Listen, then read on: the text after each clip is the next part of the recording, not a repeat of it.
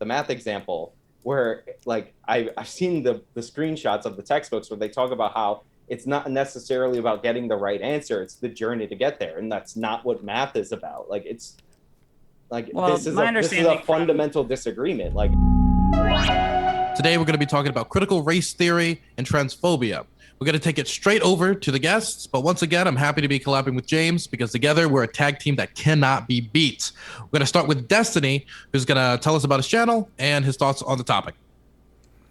Hi, my name is Destiny. You can find me at twitch.tv/Destiny, youtube.com/Destiny, or Instagram or TikTok.com/Destiny. I'm broadly considered like a social democrat, and I'm pretty far left-leaning socially. I'm fairly left-leaning economically, depending on who you talk to. In terms of critical race theory, I think that a lot of the fundamental assumptions that critical race theory asserts are probably pretty like agreeable to most people. I think that some of the ways that it's played out publicly is maybe been a little bit problematic. So like some of the, like we read through some of the curriculum for some math stuff today that was pretty cringy. But in standard fashion, conservatives like hyper exaggerate some of these negative parts or make some stuff up like that guy in Tucker Carlson does. So yeah, I'll probably be advocating, broadly speaking, for the concept of critical race theory while acknowledging that it has some problematic implementations that we can improve on.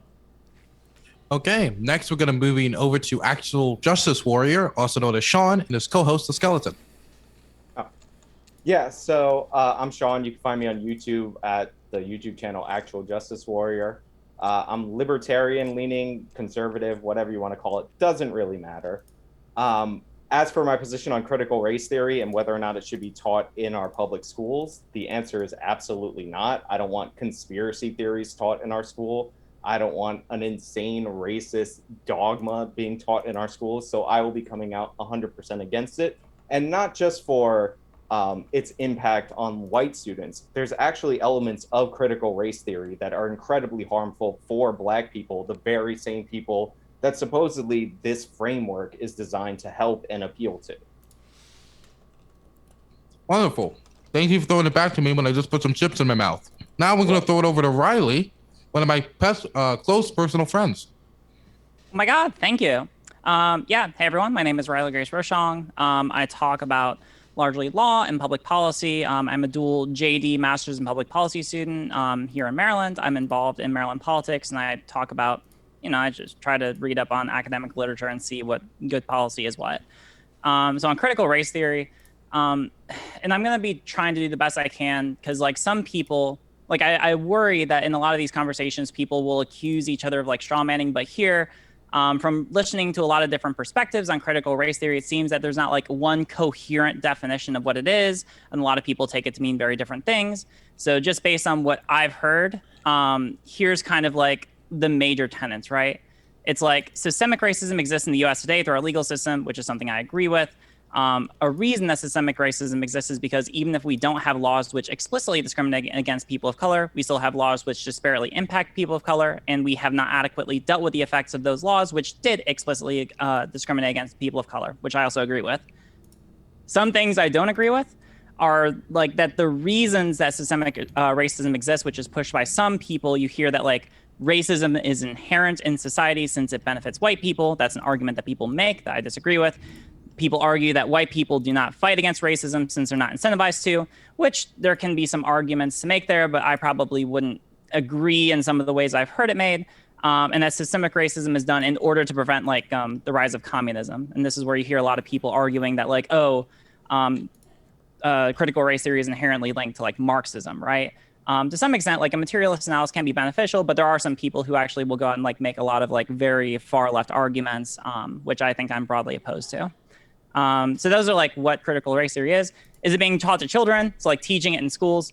No, it's not being taught in schools. It's being taught primarily at the graduate level. Should it be taught at the graduate level? Probably. I mean, like in the same way that we teach lots of different things at graduate level to people who are able to access them. And all that's to be said that like, people usually are bringing this up now as kind of like a way to focus on like lower schools to try and prevent the teaching of any kind of racism. And we probably shouldn't allow that to happen since this isn't really a problem at like the K through 12 education level. So, we want to make sure that we're still teaching about racism in schools. And it would probably be reasonable to keep this to like more graduate levels. Those are probably my thoughts. Wonderful. Now that we're done with introductions, I guess we're just going to throw it over to general discussion.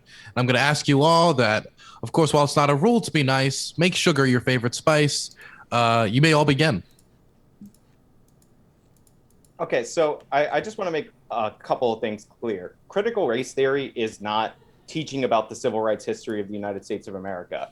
It's not teaching about negative history or history that doesn't look positively on the United States of America. It's a specific ideology that was developed in universities in response to disciplines like civil rights disciplines and like critical legal studies. And to my knowledge, the reason that we're talking about this is because of the potential for implementation in K through 12 education, not necessarily in the university level. Is that not the case? Did I like misread the parameters of the debate? I think that's pretty true. I'm just curious, what is your impression of why it was developed in response to things like critical legal studies? Well, they tell us that they don't like the fact that there were too many white people in these disciplines. That's specifically for the civil rights discipline. It was almost like a counter like movement against that. And it was the idea that like white scholars could not represent the actual experiences of these Black people. So I believe it was in the 70s. And correct me if I'm wrong on the year, because whatever, I read it a little while ago.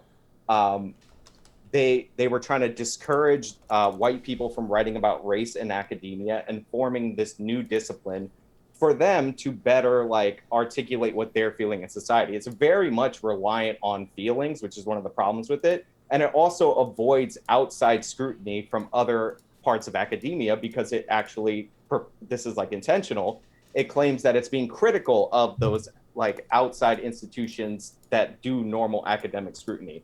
So it doesn't even subject itself to the normal rules of academia. So I don't understand why we would allow these people to implement their curriculum in our public schools. So, well real quick, just on the line of questioning. So critical race theory developed, so we listened earlier to Derek Bell talk about this. The reason why critical race theory developed in response to critical legal studies is because the idea of analyzing certain things, so in this case, the criminal justice system, just through the lens of laws, seems like it wasn't perfectly explanatory for some of the things that people wanted to look at. So, for instance, when we look at something like Brown v. Board of Education, if the 14th Amendment has existed for so long, why would it take so long for the Supreme Court to overrule like segregation in schools? If you look at it through a critical legal studies lens, it's very hard to make arguments based on precedent. It's very hard to make arguments based on new legal analysis. It seems like you're missing something in terms of how you analyze these particular rulings. So we need like another lens or another tool that we can view these kinds of legal changes through. And then this was largely in the mid-70s, I think, where critical race theory came in, where it was more like, well, what's another critical theory that we can use to kind of critique or add to our understandings of like the legal process in the United States. So insofar as that's concerned, I mean, that's pretty convincing to me that the idea of analyzing the legal system only through laws is a little bit silly. It's pretty obvious that our legislature, even all the way up to the Supreme Court, is going to be influenced by the society around us and an intersection of other things, and not just like, letter of the law. So insofar as that goes, I don't think that it's like a wholly absurd method or a wholly absurd way of analyzing, structures in society, especially the legal system. Because there are things that like a critical legal studies take would miss. It seems to be the case. And also, Sean, can I like respond on the point about like the there are some people in this movement who don't want white people talking about it? Because I mean, I read some of the literature earlier today, and we can come back to this more if you want to. It doesn't seem to be the case that it's just the rule is white people cannot talk about this, but it's rather recognizing that because white people do not have the shared lived experience of people of color, that they're less likely, not necessarily the case, but they're going to be less likely to understand those kinds of experiences than people who don't come from that experience. I kind of get that because like as a trans person, and there's always trans discourse happening, as will be the case later in the panel. I mean, I'm not going to sit here and say that like cis people can't talk about these issues, right? Like obviously there are a lot of cis people who contribute a lot to the discourse. But also, there can be cis people who don't recognize some things because they don't have that same lived experience. And simultaneously, there can also be trans people who also don't have the greatest arguments just because they're trans, right? It's just a likelihood thing, That's not to say that there probably aren't people out there who will take that to the extra mile, say like, oh, no white people can talk about that. Those people are silly, don't listen to them, and I will criticize them as much as is needed to. But like, it's more about just recognizing likelihoods. Let's give Sean several minutes to respond to both points. Okay, so on the point about how lived experiences aren't shared across all demographics, yeah, I can understand that premise.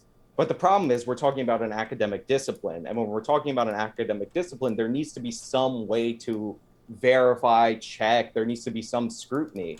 What you find in a bunch of critical race theory is storytelling.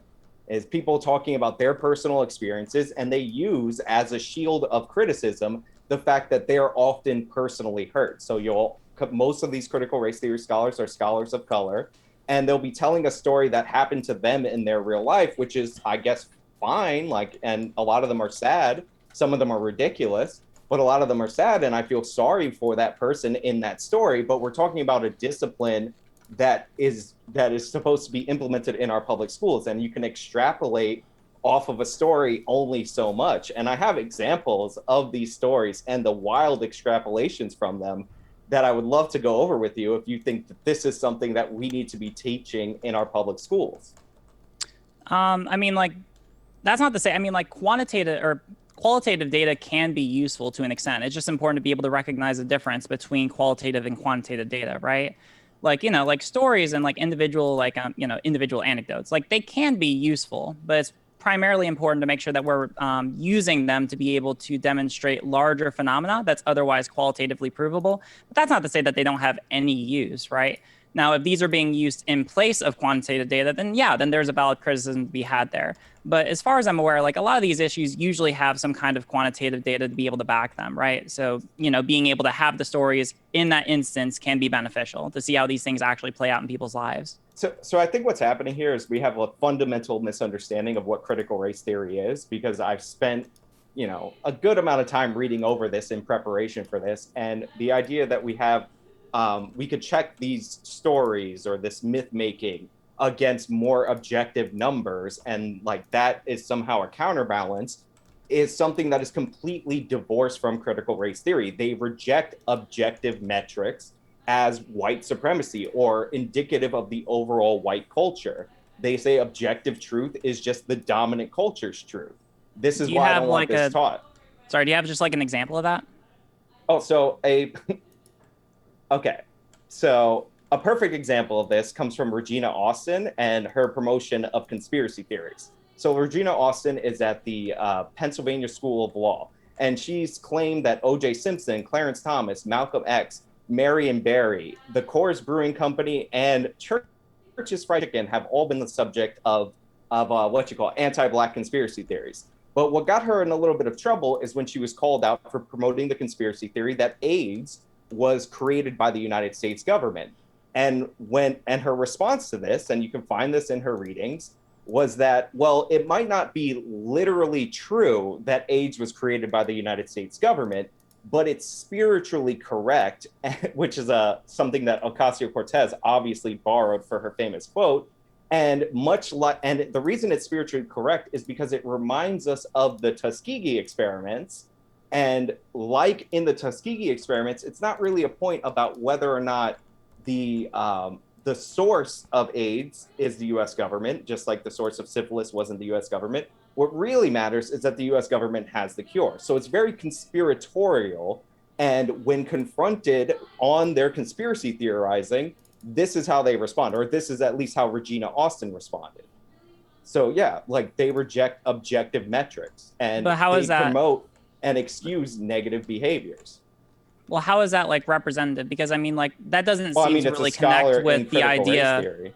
Well, how does that connect to critical race theory? Because if we're going to to spread what amounts to a lie, or at least to spread an accusation that's unsubstantiated that the government spread AIDS or that the government created AIDS for some kind of purpose, that's condemnable. But how does that connect back to critical race theory?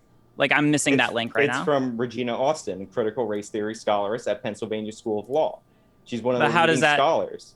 But how does that make it we She's- we can so she's take making- critical race theory and so- like look at what it is. So part and I of just want to know like how this so is part applying. of critical race theory is excusing negative behaviors from the Black community. Whatever behavior you could possibly find is excused by critical race theory. So when questioned about conspiracy theorizing, she said that this is okay because this is a way to fight back against the counterculture. And then even if it's not literally true, it's okay. It's spiritually true because it reflects the experience of Black Americans in this country. And her example was the Tuskegee experiments. This is a common theme throughout critical race theory literature, is that whenever they're proven factually wrong on anything, they fall back to, well, what you don't understand is that these are the things that are related to we're living in a white supremacist society. And again, this is not an objective discipline. So like, this is not stuff I want taught in our schools. I guess that what I'm missing is that like I don't understand what makes it critical. Like, can you define to me like what you think from looking at the literature, what you think critical race theory is? Well, you read the scholars of critical race theory and they define it. Well, yeah, but what's your impression of the literature? Like after having read it, like what's your takeaway? Your core tenets are rejection of colorblindness, like I just said. There's excuse making for minorities for any type of behavior, no matter what it is. There's the rejection of integration, as it's considered cultural genocide, which is repeated by many critical race theory scholars, including Patricia Williams, and I believe this guy's name is Gary Peller. Like, these are the core tenets of it, that there's a white dominant culture, and any move toward that dominant culture is cultural genocide. And that we should. It doesn't really. Like some of those I don't think are actually representative. Like the idea that critical race theory, like by definition, rejects any criticism of like when minorities do like take certain kinds of actions. Like I just haven't seen that in like any of the like you can bring up examples where people who are associated with it have tried to excuse it, but that doesn't seem to be like we could criticize those people and their excuses, but that doesn't seem to fit in with like what it is. I'll give you a perfect example. So Patricia Williams is an advocate against proper English being taught in our public schools, right? She believes that Black people they used to call it Ebonics. I forgot what the word is for it now. African American Vernacular English, yeah. Yeah, Ebonics. So like they're that's their own distinct dialect, and that it serves them well in their communities, and forcing them to learn English is improper. Like it's a form of cultural genocide. Now, this is incredibly harmful to the Black community, and the reason why it's incredibly harmful is, when's the last time you saw a math textbook written in Ebonics or a chemistry textbook written in Ebonics? The reason we have a common language and the reason people are trying through the public education system to get people to read and write appropriately is because you're basically putting them behind the 8 ball by not doing so. But it is viewed, again, as a form of cultural genocide to go in the direction of speaking proper English, or as it is called in critical race theory, cracker English. So wait, real quick, before we go too far into this, I hate the way this is set up because it feels like a 2-on-1. So this is really weird. Yeah. But before we go too into this, it might not even be worth discussing critical race theory. It might actually just be worth discussing the foundations of critical race theory, because it might be the case that we either completely agree or disagree with each other based on our agreement or disagreement with those foundations. So, for instance, when we talk about teaching African American vernacular English versus contemporary English or whatever, it's probably a good thing that we all have a common language that we speak, but to claim that AEVE or Ebonics, as we want to call it, to claim that that's a separate language is not necessarily true.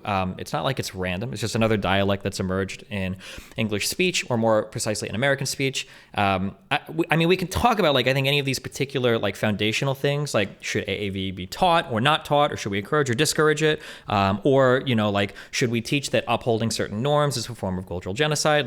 We probably have to hammer out our conversations on those topics. Otherwise, we're just going to be speaking past each other, to where one person is going to support critical race theory because they believe in these underlying foundations, versus another person obviously disagrees, not because they disagree with critical race theory, but because they disagree with the underlying foundations of it.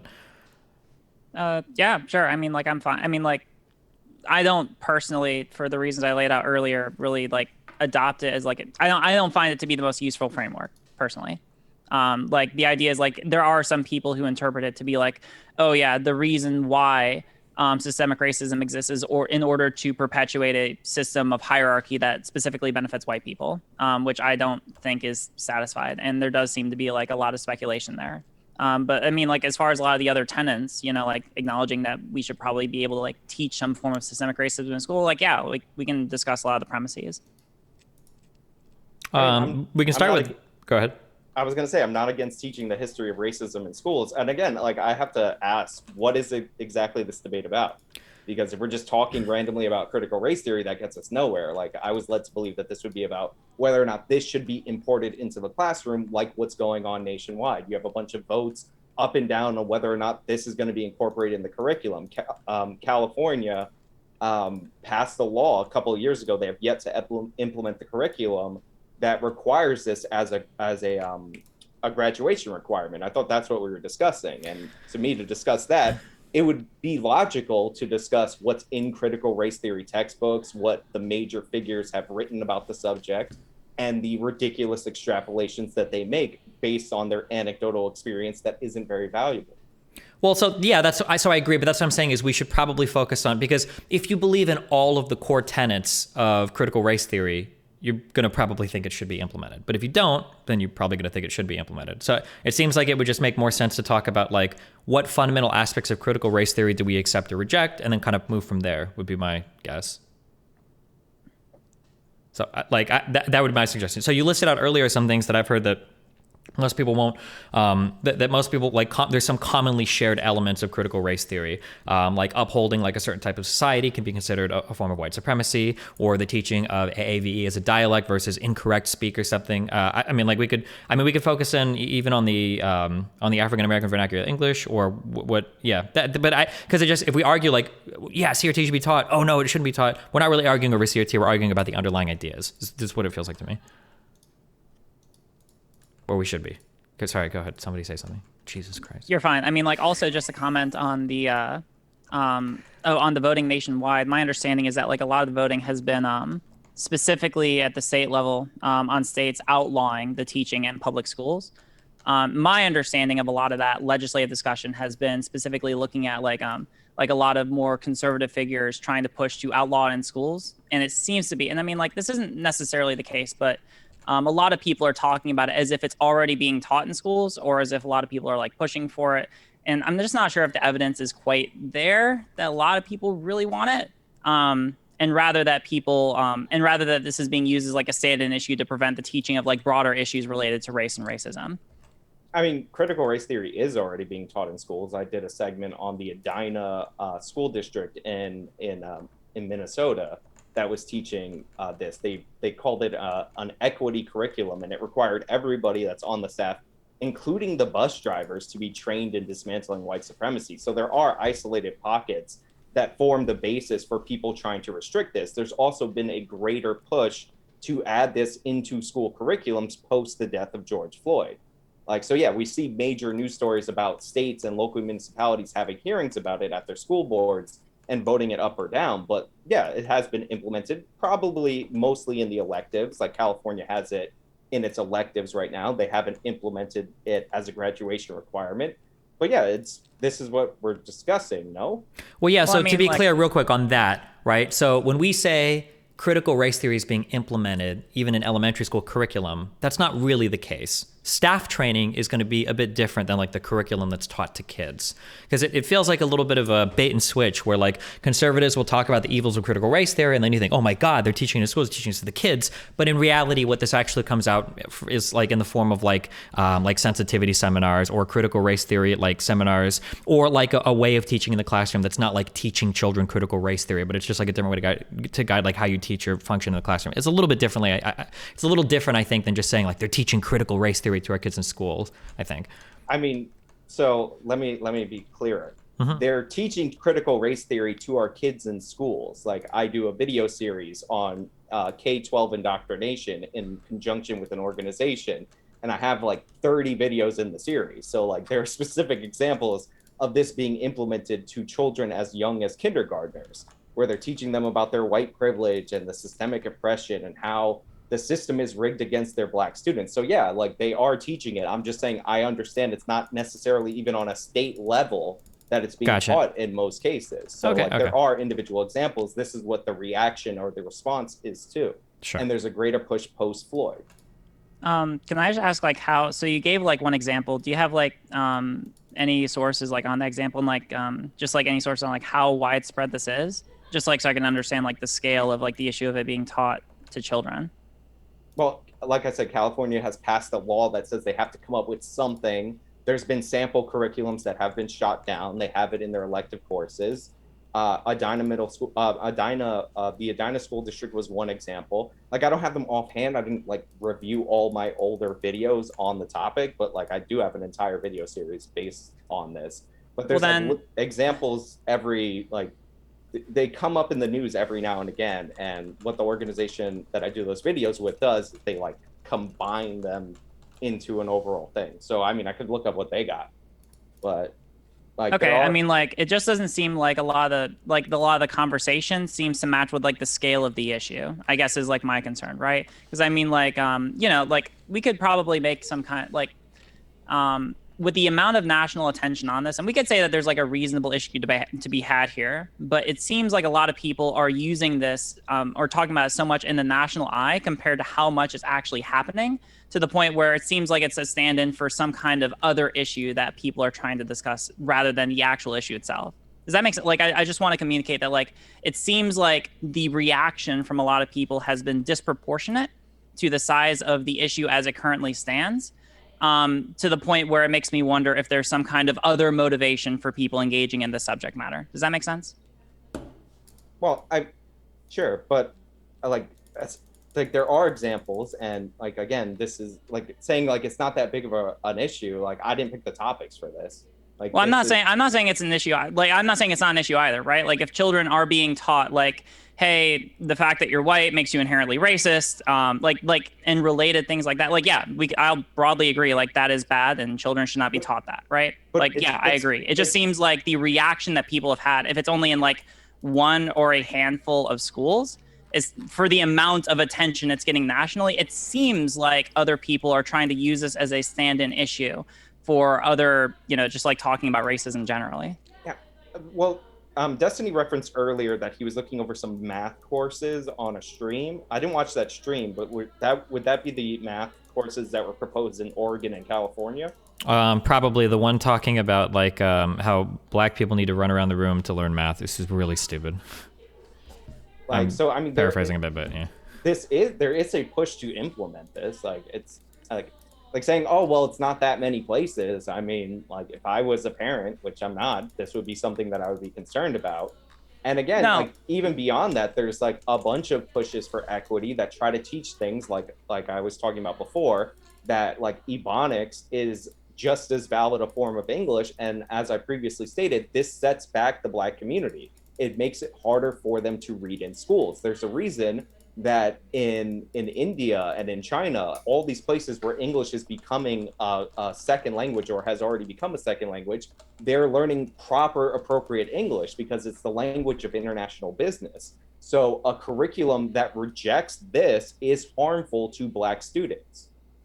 Yeah, I guess that like what I'm asking here, let me ask this question. Do you think it's at least reasonable to come to the conclusion that like one of the motivations for why this is so widespread in America at the moment, why like a ton of major news outlets are talking about this at this moment, do you think it's at least reasonable to surmise that like one of the reasons why, since it's a relatively small scale issue, is because other people are using it as a stand-in for like, you know, trying to prevent the talk about racism at all in K through 12? Like, do you think that's at least like, even if you don't necessarily think that's the case yourself, do you think it's at least reasonable that that could be why some people are motivated in this discussion? No, I don't think it's about trying to prevent discussions of racism. Again, it's like if you talk to these people, they seem fine with teaching like the ideals of like the civil rights movement or certain like negative history of the United States of America. It's about the way that critical race theory frames it. Again, this is a movement that was anti-civil rights scholarship. It's anti the concept of colorblindness.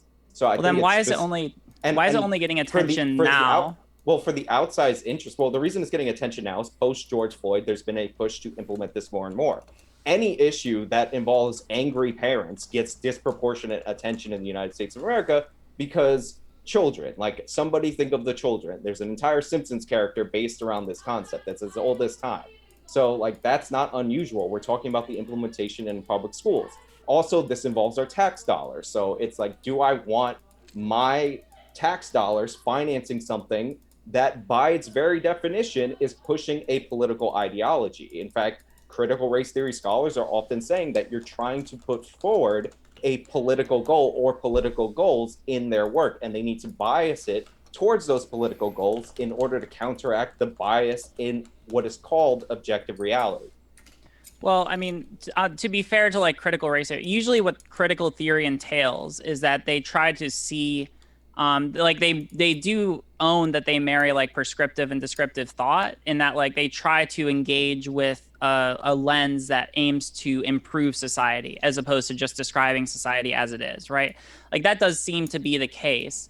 I'm not sure if that's necessary. Like you could say that's a critique for why you shouldn't use it, but I'm not sure if that's something to be said against like the tool itself, if that makes sense, right? Like that's not necessarily a reason why it shouldn't be taught to just like improve society. I mean, the reasons that it shouldn't be taught, it's not like, yeah, anybody could say they're trying to improve society. The reasons that I said it shouldn't be taught is they don't subject themselves to scrutiny from other parts of academia. They reject that scrutiny as what you call, as part of being absorbed into like the white dominance of objective academia. Like they're pretty obvious about this. The emphasis on storytelling and anecdotes that don't really connect to overall things and crazy extrapolations. It's the examples that like I'm ready to give, like if you want to hear some of them, are just absurd. Sure. Then let me ask the question then, because I know you brought up some examples earlier. So I know that you brought up the example with the person who gave the unsubstantiated claim about the AIDS crisis, and I can agree that that's something bad. But now I'm starting to wonder, like, if we get into examples, and we can go through them if you want to, like. I guess I'm worried about describing things which may not be necessarily representative of the movement, but which are extremely bad examples of this idea or of this framework, right?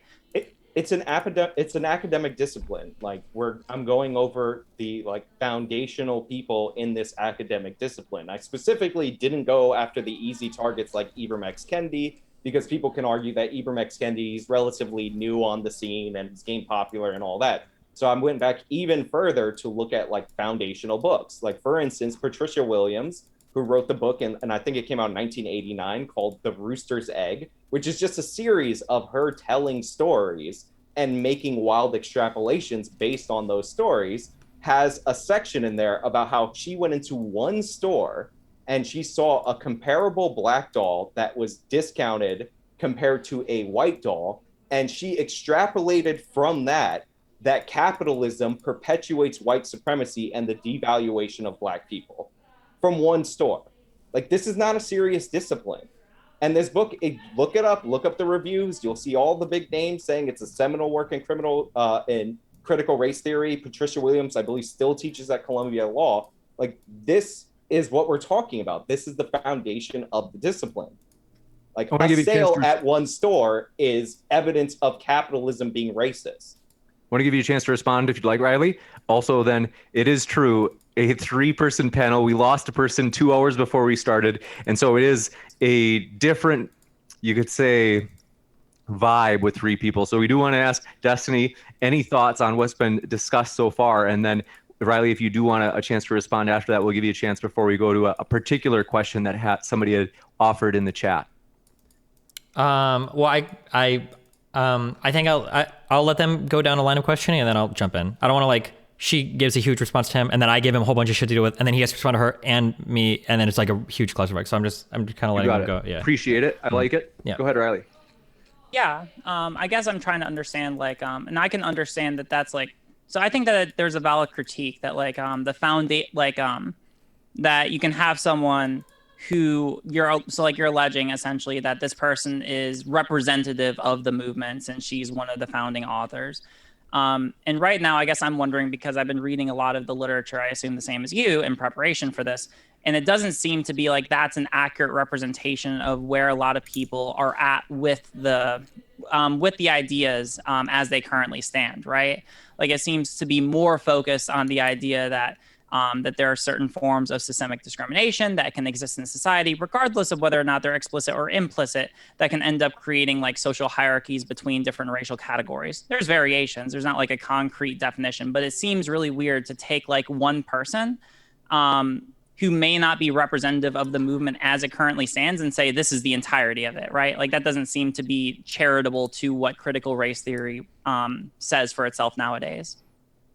I mean, but you're giving me like vagaries when I'm giving you specifics. And again, I'm not taking like, here's a person that said something about critical race theory. Like I'm highlighting foundational works, like a Rooster's Egg or The Rooster's Egg is a foundational work in the arena of critical race theory. Like you can look it up. I'm not like nonsensing you. I'm sure you'll find it on Wikipedia. I mean, like I've listened to several people talk about it as well. I mean, like, sure, we can go into examples, like, but I mean, like, these are examples that are in there. And again, it's an overall, and like, this isn't something like that's like conspiratorial or something that's outside the norm. Like these have always been the criticisms of this discipline, that it relies on storytelling and lived experience, and it avoids scrutiny because oftentimes the authors or the people telling the stories happen to be Black or non-white themselves, and they're reaching from their own experience and they're telling us about the pain that they endured. And it's not like you can build a discipline off of how some person subjectively feels when they're telling a story. Like that's not the good foundations of academia. And like this again is not something that is denied. They're saying they're trying to deconstruct our traditional views of knowledge in academia. They say that knowledge and objectivity comes from the dominant culture. I don't agree with that. That's why I don't want it taught in the schools. Well, do you think that you can reasonably parse out people who have engaged in this discipline, who have engaged in a way which is negligently, and be able to otherwise still preserve some of the ideas which are actually useful? Because I mean, I understand like you're citing examples where if that is happening and to the extent it's happening, then yeah, that's meritable of criticism. But it seems like this seems like throwing out the baby with the bathwater, where it's, I think that we can reasonably be able to criticize bad practices in academia while still otherwise preserving some good ideas. Because like what Destiny said at the beginning, like when we're engaging in discussion of the law, especially as someone who is studying the law, it is good to be able to look at the law through a lens other than just assuming that everyone is a perfectly rational actor, always being able to come to conclusions in the law just based on precedent, because that doesn't make sense either. And, there's worthy criticism to be had of that kind of perspective. So wouldn't you agree that we could be able to preserve some of the useful aspects of this kind of thinking and be able to simultaneously criticize some people who have engaged with it in a negligent manner? So I would agree with that. If we're talking about like philosophy, like utilitarianism, and then I found like a dumb utilitarian argument, I totally understand that. But that's because the foundations of utilitarianism are somewhat consistent or mostly consistent. But we're talking about critical race theory, which specifically rejects objective knowledge. So that doesn't seem to be representative of where it's at now. Like if I've looked at like several different sources, and we can, like you said, like I can send them to you as well, but I don't see anywhere in any of them that they say that like a central tenet is rejecting objective knowledge. It's very much based on subjective knowledge and lived experience. And it, again, critical race theory does not subject themselves to scrutiny from other parts of academia. And they literally say the idea of objectivity, of correctness. I mean, there was the math example where like I've seen the screenshots of the textbooks where they talk about how it's not necessarily about getting the right answer. It's the journey to get there. And that's not what math is about. Like it's like, this is a fundamental disagreement. Like, I mean, if you read David Bell, if you read, what's the other guy's name? Delgado, I believe. Like, this is what they say. They don't hide this from you. So I don't know where you're getting sources that say, no, but sometimes we do accept objective knowledge. If like your foundational writers clearly and unapologetically say this, that objective knowledge is something that is biased and it comes from the dominant majority culture. My understanding. Sorry, go ahead. So I guess like, okay, just kind of like plugging into some of this. So I think that there are a lot of things that we take for granted in society. I think that there are different lenses that we can use to analyze said things in society. And I think that like there are some things that are packaged along with critical race theory that aren't necessarily the worst thing. So for instance, what you just said recently, And there's a lot of different things you can pick out here, but I'll focus on two. So the idea that it's about, that math is about the journey to the answer. Math is absolutely about the journey. The answer is one of the least important parts of doing any type of math problem. I'm exaggerating a little bit, but if you've taken any higher level math, the understanding the processes is a billion times more important than winding up with the correct answer. Or at least in my calc assignments or on your tests, like if you had like a 10-point problem, I don't think it was uncommon for like the answer would be worth like 2 points or 3 points maybe, but like showing your work and all the different steps are going to be like where the majority of the points are given on a problem. Like you could pass a calc exam, like a calc B or C, you could pass these exams and get like half the answers wrong if you showed your work every step of the way and just missed answers. That's not necessarily 100% baked into this, but just on that, math is about the journey, not the answer. There were a lot of cringy things in that critical race theory textbook about math, but there were also a lot of things that like are actually really true. We need to modernize the way that we teach math a lot because right now it's taught in a horrible way. That's just kind of like one thing to the side. A second thing is, I think that so I'm going to sound like a critical race theory proponent. I think that we have a very Western-centric view of some things, like when we say objective fact or objective truth, I think we tend to look at things in a certain way where we believe that like, I'll take the full position. Maybe because we're white or because it's Eurocentric or whatever, to where we have like a correct view of how to view like something like, say, history, that there are objective facts there and that's how we view it. I think that it's good to take a step back and realize that when we look at like how events occur in history, that isn't actually really the case. Even for white people, for black people, whoever, we don't actually have like these objective views of history. Like we very much kind of pick and choose which facts we want to account for, which facts we want to talk about, and then some things kind of fall off to the wayside. I don't know if I'm going to light a firecracker on this debate, but like a really good example of that recently is like we have a big disagreement in this country right now over what happened in the last election, where I think around half the country believes that election is fraudulent. So I find it a little bit hypocritical, I would guess, that we would look to like critical race theory and say it's absolutely ridiculous that you're going to reject the objective reality that all of us live and believe in when right now there is, and that's just on one issue, we can name the coronavirus or global warming or anything else, where we actually do have not only these objective truth divides in the US, but we actually have like epistemic divides in terms of how we even arrive at truth. I don't think that teaching that there is some subjectivity there is the worst thing in the world, when that does seem to be how most of us live our lives. Well, I feel like I take your point about show your work in math classes, but like mathematics as a discipline is about getting objectively the correct answer. Like whether or not you get some points in school doesn't change the fact that if you're an accountant and you misreport profits or earnings, the SEC is going to come for you. And you can't say, well, I showed my work and it looks like I got everything right. I just forgot to do this or that. If you're trying to land a rover on Mars, like there's detailed math calculations that go into that. And when the rover misses Mars and ends up floating into space, you're not going to be able to go to the heads of NASA and say, hey, look, I showed my work, seemed about right, my bad. Like there's actually consequences for not pursuing objectively right answers. And to the extent that show your work is graded, it's because they're saying that you're on the right path to going there. So it's a weird like little tangent to go on. As for like the examples of the election or whatever, like, yeah, there's adults that don't agree on things. Like that's fine. And history is way more subjective than people believe because we're relying on the accounts of people. But critical race theory in our schools, at least in some of the ways that it's been proposed to be implemented, if not implemented, is not just about like the subjective studies. And on top of that, it's not so much that it's objectively wrong that is my issue, which would be an issue. It's that they don't care about being objectively correct. It's a discipline that rejects objectivity. So I don't think that it's, we get into very strange epistemic discussions when we talk about objectivity, because it's such a hard topic to get into. To visit really quick, so when we talk about like, it is important to get the right answer for accounting or for landing things on Mars, I absolutely agree with you there.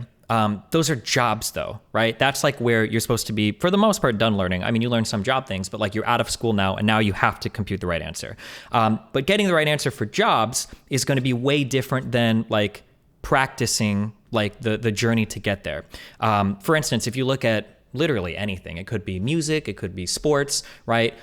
You're never in your life going to play a basketball game where you have the opportunity to like throw like 100 free throws in a row, but that's how you practice, right? You're never going to be in a game where you just do 100 free throws, but you practice that way, right? And then much the same way in school, right? Learning fundamentals or learning different ways to learn is like, it's an important part of that quote unquote journey. And I think that especially when it comes to math, I think we have been hyper focused on just like, get the right answer. That's the only thing that matters. Memorize the formulas. And rote memorization is probably one of the most harmful things that exists today when it comes to the learning of math.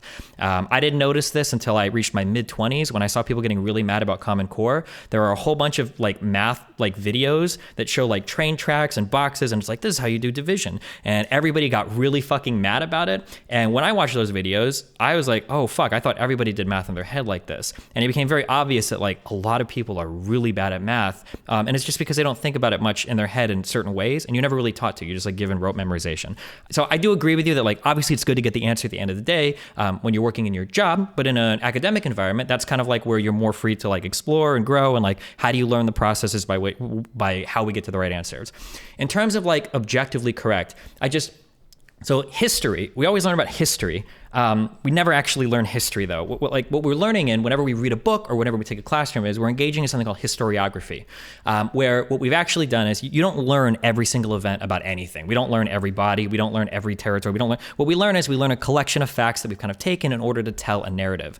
And you can even see a divide in the country over some things that some people would consider like not ambiguous. So for instance, when we tell the story of the Civil War, the North were the good guys and the South were the bad guys. Traditionally, that's how it's taught most of the time at least. But there are a lot of people, well, some people in the United States that would disagree with that telling of the story, right? And then other people say that when we tell the story of like U.S. history, we typically tell it from the perspective of like, well, who were Americans, right? It was like the Puritans, those four groups that came over initially, the people that, fought wars and blah, blah, blah. But other people are like, we have the 1619 Project from the initiative from the New York Times. Like, well, let's actually tell this story from a different perspective. Now, some people argue that like things like the 1619 Project are wrong, or that's fake, or that's not objective history or whatever. But it is. It's just history from another point of view. So I guess I would have to like see. I would be very surprised. I could be wrong, but I was digging through and looking at this. I would be very surprised if a proponent of critical race theory was like, oh no, I don't believe in any objective facts. And I reject all mathematical axioms. I reject all epistemic axioms. It's probably more along the lines of like, we need to be really careful when we say objectively correct, because what we really mean when we say objectively correct is this is the prevailing culture of the time. And if you disagree with any of the narratives that exist, you are actually wrong and stupid. A really good example that keeps coming up is African-American vernacular English. Like we want to say it's dumb and we want to call it ebonics and et cetera, et cetera, et cetera. But almost nobody in the United States, even in corporate environments, will speak like actual proper written standard English. I think it's standard American English, it might be what it's called. Like there are tons of forms of slang that are employed in a lot of different ways. And when we talk about African American vernacular English, I don't think we're necessarily saying like it needs to be spoken in a corporate boardroom, just more so that if you're in a corporate environment and someone comes in and they're like, howdy y'all, today we're going to talk about, maybe not howdy, but like, hey y'all, there's like a lot of slang from other parts of the country where if you speak it, people are like, okay, yeah, it's just like whatever. But if you speak ebonics or African American vernacular English, people automatically think this guy's a fucking idiot. What a moron speaking ebonics. This guy's not educated. When in reality, it exists as a separate, legitimate dialect, just like any other dialect is formed. But for some reason, when we look at this particular dialect, we instantly think uneducated, stupid, immature, idiot, low vocabulary. All right, sorry, I'm speaking a lot. Go for it.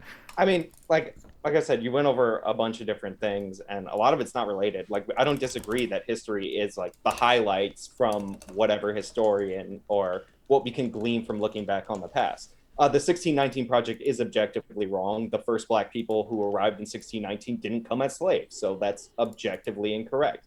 Free Black people made it to the Americas before slaves, so I mean, that is what it is. But as for your point on ebonics, and I call it ebonics because I literally forget every time you go into the African American vernacular English, if that was it, because that's what it used to be called.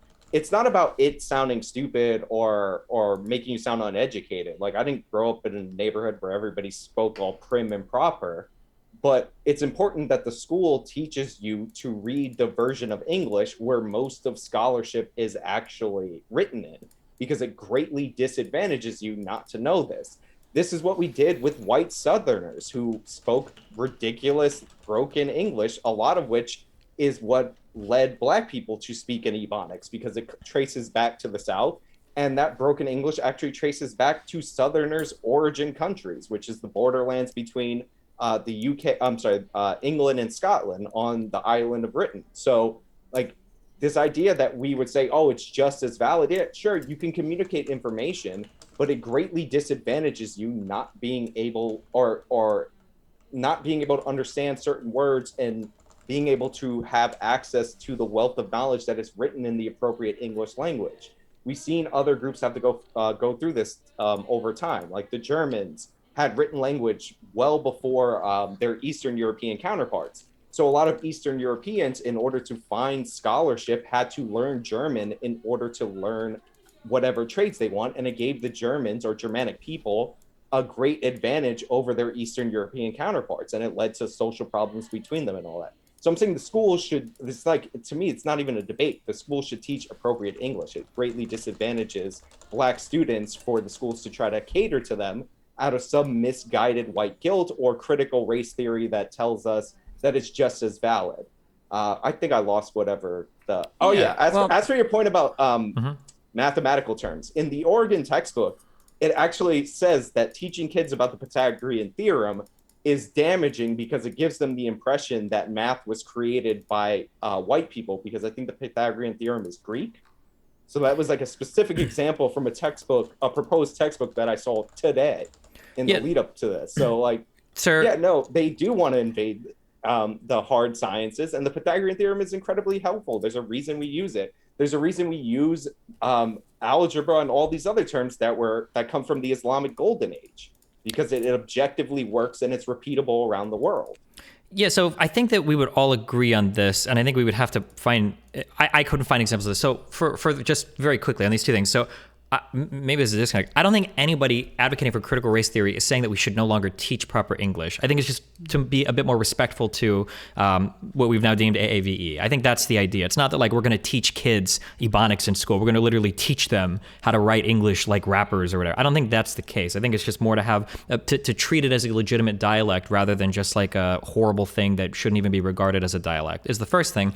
And then the second thing in regards to no one has said we shouldn't teach the Pythagorean theorem. I think it was more just when you can find, I shouldn't say this because we read this earlier. It was more when you have the opportunity to find and highlight the successes of like minority mathematicians, stuff like that would be good to do. A lot of theorems are named after people. A lot of these people are white. To have people in the classroom identify more with the stuff they're learning, sometimes it might be nice if you can point out examples of like, here was a woman that worked at NASA doing computations for, the Apollo missions. Here's a Black mathematician that, discovered this thing or this thing. I think the curriculum just wanted you to highlight if you could, like, or encourage teachers to highlight when they could, like, these are the successes of minority mathematicians, not to just stop teaching certain math or stop teaching English. And I don't think we disagree that either of those things are necessarily a bad thing, or I would hope not. I mean, you say things like no one is proposing this, nobody is saying this, but again, like, this comes from the scholars. Patricia Williams compared teaching a proper English to Jim Crow, like, because you're imposing these standards on non-white people. Like, you have to read the scholarship before you assert that, like, nobody is suggesting this. Gary Peller says that not only proper English, but a bunch of other things that were instituted on the South in Black schools are forms of white oppression, like the removal of corporal punishment, the expansion beyond single house, where you get rid of the maternal relationship between the teacher and the student. Like, these people are against integration, and that's not just racial integration. It's like the standardization of education. They consider forms of Jim Crow or white supremacy. Like, this is, again, from the scholars in the field. Like, I'm sure that there are definitely look up any one of these scholars and their writings. Well, I mean, we can look up the scholars, but I think to what Riley said earlier about throwing out the baby with the bathwater, like, there are going to be some scholars that have bad takes on things. But I mean, like, this is a very active field of academia. Like, we can hop on Google Scholar right now, and there are people that are furiously writing papers responding to other people that are furiously writing papers that are asserting their own theses and ideas. It feels to me like a very authoritarian move to be like, no, we are federally banning all critical race theory. Like, wouldn't it make more sense I didn't say federally. Oh, okay. Well, Oh, so if we don't agree with banning it, then we should probably just let school boards like decide if there are parts of it that they want to implement in the curriculum, or there are parts that they don't want to. Because I think that there are things of value here that we can all agree that, like, yeah, it might be good to teach this from this perspective or that from this perspective. Because I think normally when people call for banning it, they're talking about like this federal or every state banning critical race theory. Education is handled on the local level. Like, there's been almost no talk. Joe Biden's president right now about banning on the federal level. And even if the federal government were to ban it in public education, what they would be doing is not subsidizing it, which only accounts for like 10% of education spending in the country. So like the federal government could not ban this. Local school boards and states have control over their curriculum. And I'm glad you mentioned authoritarianism, because Delgado is one of the founders of critical race theory, and he's very much against freedom of speech. He thinks it's damaging, and the idea that if you let all these ideas out into the world, that it will eventually lead to good results or better results or a widespread debate is completely false. And he believes in punishments for hate speech, which is authoritarian. So and Sean, again, you could call him like a random guy. I mean, he's one of the two guys that founded the discipline, but it might be like one random scholar. So Sean, gotcha. I mean, like, just one last thing, and then you can take off. My understanding was that like we were trying to federally ban that at one point. That's why I thought Trump started that 1776 commission in response to the 1619. Trump was not going to pay for it to be taught to the military and other government and other government employees. That had nothing to do with the education system. That had to do with training based on critical race theory being done. One of the goals was literally to increase patriotic education via like a nationalist thing. The 1776 project in response to the 1619 project is a different thing from. Yeah, but that's what I'm saying. Like that 1776 commission was literally trying to make like a centralized nationalistic curriculum that was kind of in response to like Trump's attacks on critical race theory. Well, in response to the 1619 project, for sure. Sure. Okay. Just to pick up, so Sean, then maybe this is all right. I'm gonna like try to bridge the gap here, because I mean, like, if you're not arguing that we should ban it federally, then let me ask, so would you be fine like leaving it to essentially local school boards to be able to vote on just whatever parts of critical race theory they find to be most beneficial to students to be able to teach, and allow them to be able to implement it on a local basis? Like, if we're saying that there's some parts of it that are harmful, then leave it to local school boards to determine, all right, so what are the harmful parts, what are the parts that are actually beneficial, and be able to like sit it out on their own. I mean, I wouldn't want this implemented anywhere, but like a federal ban is like something that's not existent. We have a federalist government. Like the federal government can't just ban something in the schools. But if you had parents with like school choice and they could opt their kids out of it, like, you could have it as an elective. Like California's had a bunch of these like programs as electives in their state. I still think they're damaging, but at least like you opt into that. Like I don't want this mandated. Like then maybe the other question. All right, so I mean, like, if it's not, because I mean, like, a lot of the question or a lot of the issues that you're bringing up, I mean, like, I would trust that school boards could be able to sift through and determine, like, all right, so like the parts where like the authoritarian aspect that you brought up before, right? I would assume that school boards could be able to reasonably parse out, like, okay, that's something that we shouldn't be allowed to, that we should not teach our kids, right? But like, do you think that there's any aspect of critical race theory that could be reasonably salvaged if school boards are left to their own devices that could be taught to kids in a safe way? I mean, the whole program is anti-intellectual, so I wouldn't teach it. Like, if you're going to say, hey, here's one thing that one critical race theory scholar wrote that might sound reasonable, like, that doesn't mean that the discipline should still be taught, or like that specific portion of the discipline. I'm in favor of civil rights education in our public schools. I'm in favor of teaching negative history about the United States of America in our public schools. But critical race theory is not I have no interest in it. I read over the scholars and like what their thoughts are in American society and how they come to justify their statements and policies, prescriptions. And no, it's like inherently a political ideology. And this isn't denied by any of the scholars.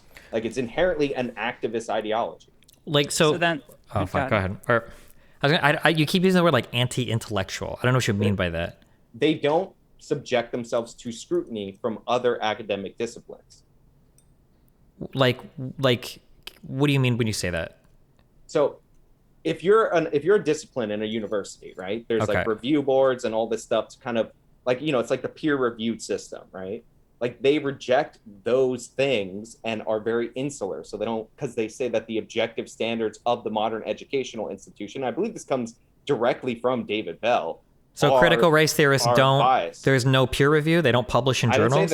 I didn't say that there's no peer review, but I said that they reject criticism from outside. They even label criticism from non-whites on the outside as people like basically catering to the white academic structure. I mean, you could look up critical race theories views or theorist views on academia. Like doesn't peer review typically, like for the majority of peer review, doesn't that typically come from within your own discipline? Like, don't psychologists get super ass mad when like a neurobiologist or neuroscientists try to publish stuff related to like what they feel in psychology? Or don't economists fight with other disciplines because sometimes people that study sociology, like criminal justice, get ass mad because a lot of economists will take like models and try to like model crime and stuff. Like, that doesn't seem to be unique to critical race theory. In terms of like, they still subject themselves to it, but they fight like pretty vicious. I mean, like, but so like that's what I would prefer. Yeah, but necessarily so do critical race theorists as well. They must be. I mean, other people are publishing in journals. They're publishing in journals. Like, every field is going to subject itself. You're saying this like it's very special or peculiar that like critical race theorists. It's how it's designed. It is very peculiar. Like, this was. I'm sure there's other disciplines that are like in the activist studies like realm like this is, that have followed suit, but yeah, it is. And they often label criticism against them racist and attacks on their person because they're telling personal stories about how they felt. And it's really hard to review a personal story of how you felt in any kind of objective academic sense. Yeah, but so like everybody in academia will fight when outside disciplines try to critique their ideas. That's not unique to critical race theory or any field. Even physicists and other disciplines will fight over like mathematicians and physicists will sometimes fight over things. I think the idea that there's like a hostility towards external review of your particular discipline, I don't think that's unique at all to critical race theory. In terms of like they get mad because people are critiquing their stories. I mean, like, are you asserting that like the majority of critical race theory papers are just stories? Like, that's all it is? Or my point is, how can you critique like stories? Like, storytelling is a big component of it. It describes itself as a holistic discipline. But so if I were to go and look up like the majority of like published critical race theory papers, are all of them or the majority of them going to be like, yesterday I went to the store and there was a doll and she upset me because it was more expensive than overwhelming majority? Like, is that even a knowable question? Like, I would hope not, but I wouldn't be surprised if the answer was yes. I mean, Patricia Wilson's book, like The Rooster's Egg, is a bunch of stories.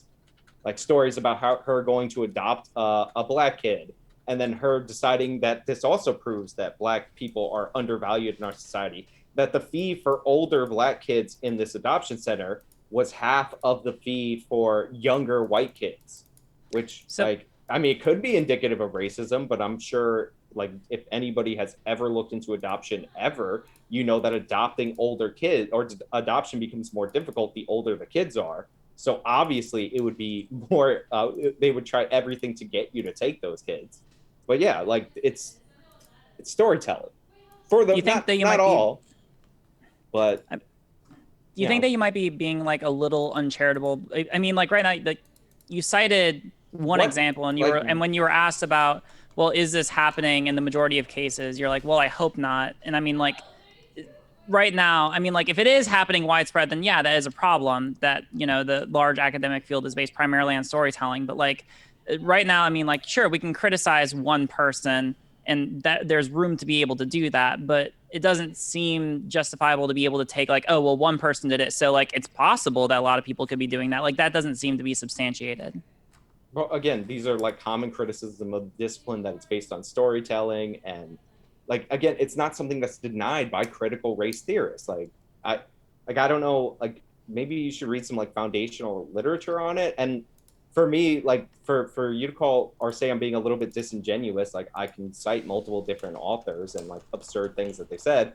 But like, I think there's nothing more disingenuous than saying, well, do you think the overwhelming majority of all papers written on this topic ever fall into this category? Like, how would I possibly know that? I mean, I haven't spent my entire life studying this.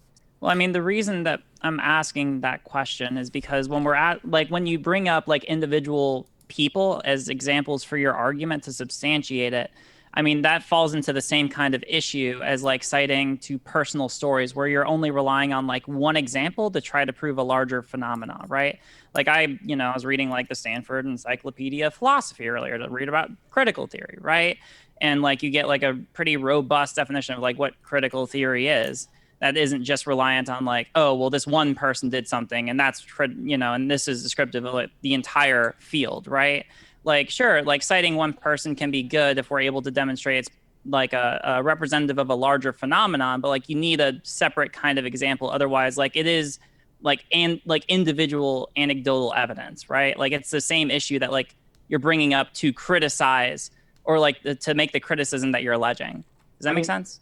Sure, but like I'm not citing random people that wrote some things about critical race theory. Like when I say Delgado, I mean Delgado as in Delgado and Bell, the foundational writers from it.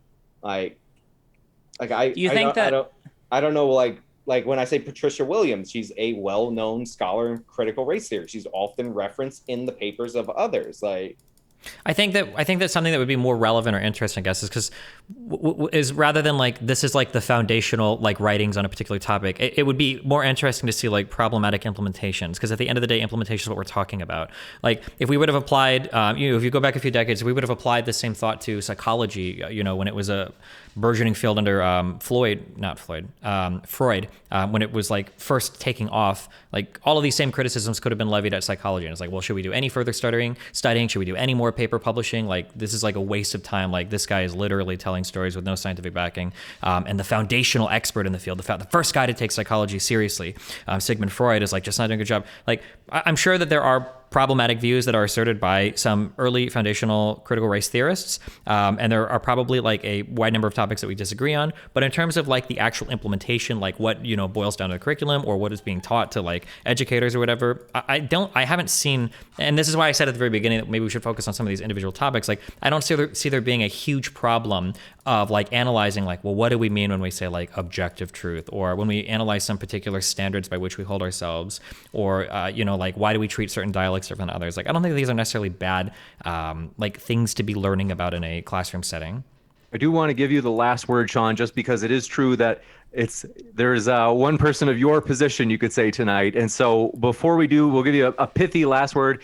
We do want to then transition into the next topic, namely what is and what isn't transphobia, where is the line drawn. So we'll give you a chance to give that last response, Sean.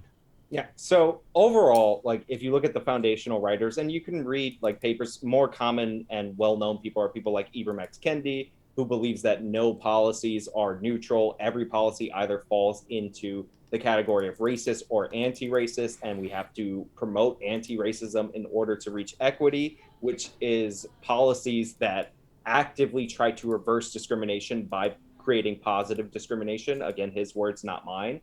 Is that you find this in the scholarship. There's an over-reliance on I lost my train of thought totally right there, and I'm about to bail out of the sentence.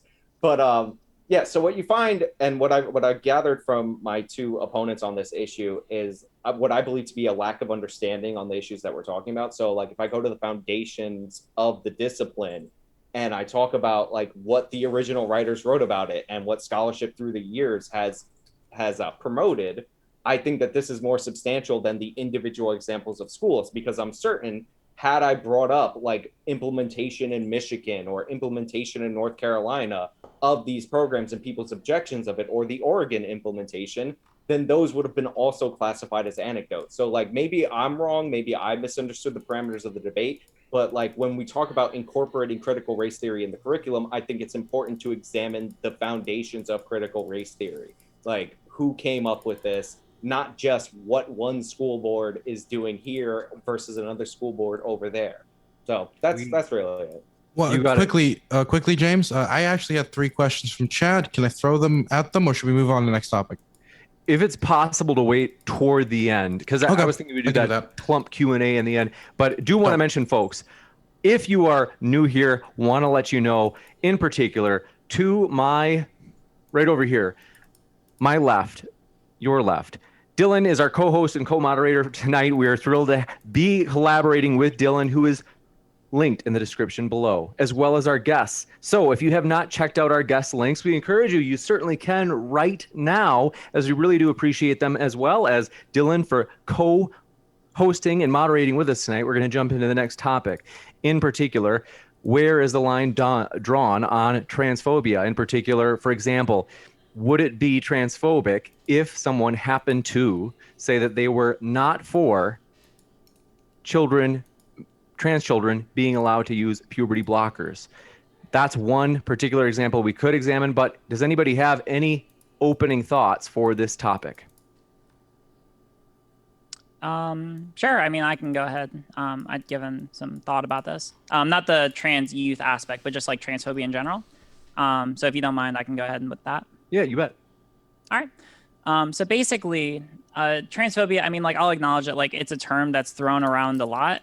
And so I want to be very conscientious that, like, you know, we want to be, like, precise with what we're meaning when we're citing something as transphobia, or else it becomes one of those terms that kind of loses meaning, right?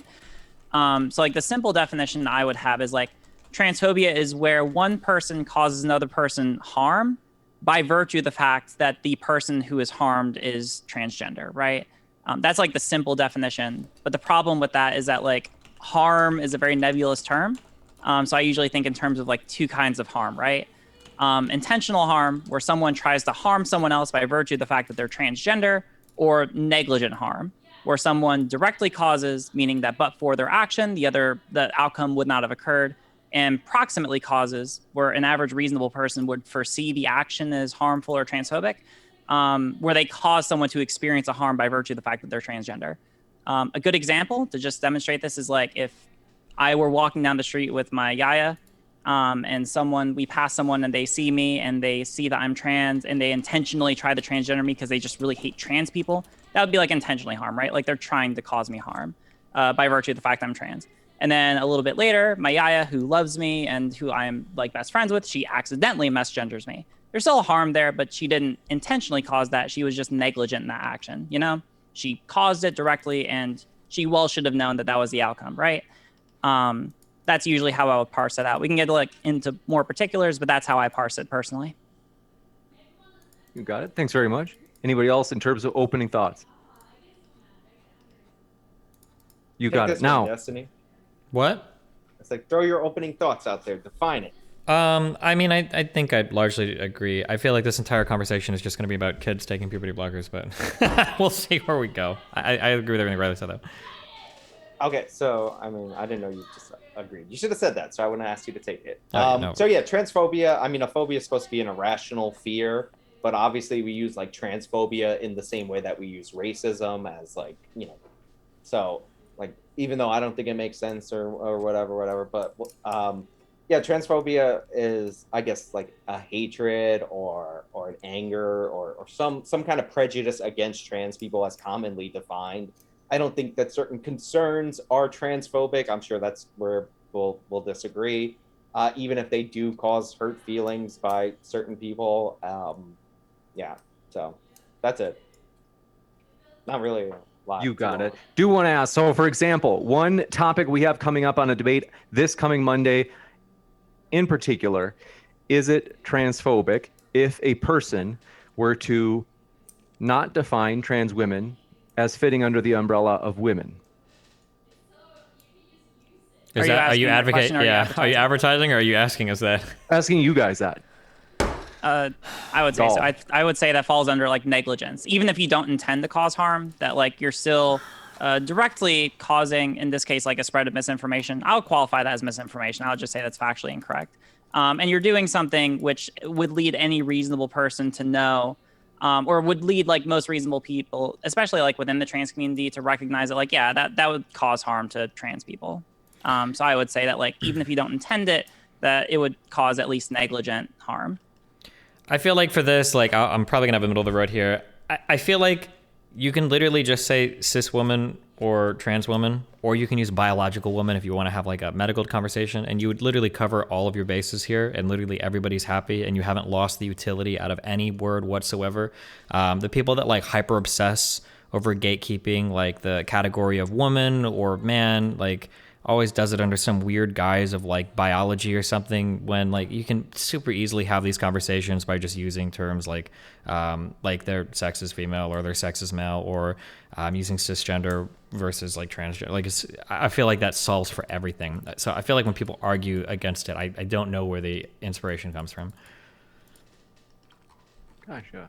Yeah, I mean, like it just depends on how you're defining woman. If you're defining woman as adult human female, as in biological sex, then I guess no, like that would be like accurate. If you're saying like women as like currently vaguely defined in our society, then maybe, I don't know. Like, I guess it could be like, I don't know if it's transphobic, but like, you know, I can see how it could be upsetting if you feel like you're not included when you feel like you should be included. I mean, when we say adult, so like that's the argument that's usually brought up by like, so a lot of TERFs will bring up that argument, and usually it comes from like the dictionary. But even the dictionary, I mean, like if we want to just like use that as a starting point, even the I believe it's the Oxford Dictionary actually now includes like a social, like a recognition of like the social category of one, right? Like it finds it meaningfully useful in the same way that most academic organizations which study this find it useful to like delineate between like gender, which is largely societally constructed, and then biological sex. Like even the dictionary nowadays like finds that distinction useful. Gotcha. So I mean, there's kind of a comfortable sitting together here. How about, as an example, Joe Rogan's position, you already know what it is, in particular on whether or not trans women should be able to participate in women's sports. Would this be transphobic, or is this reasonable disagreement? Does he have like a blanket ban, or like what's his like full position? That's a good question, because I don't know if it's for every sport, like a universal sport kind of rule. I know that it's for UFC in particular. He has specifically advocated, though, that trans women should not be able to compete with women's, you could say, women competitors. I mean, like just so like this is probably one of the more complicated topics as far as like trans issues, because like most of the literature seems to suggest that like one of the main defining features for why you have like men's and women's sports is the effects of testosterone. Like as a broad kind of there's a lot more there, but that's like the broad defining distinction, right? And like the effects of testosterone. So like just to shortcut some of like my answer is that like I would probably say that like if you have been through like a testosterone based puberty and you've already experienced the effects of that, then I would probably say like go on hormone replacement therapy for a couple of years, which is shown to like decrease a lot of that like the advantage, quote unquote, that would be conferred from testosterone, to the point where, you know, different athletics organizations have drawn like different lines for where to draw this. I believe that most organizations usually have it like 2 to 3 years. Draw like that kind of line, and then, you know, you'll probably be fine.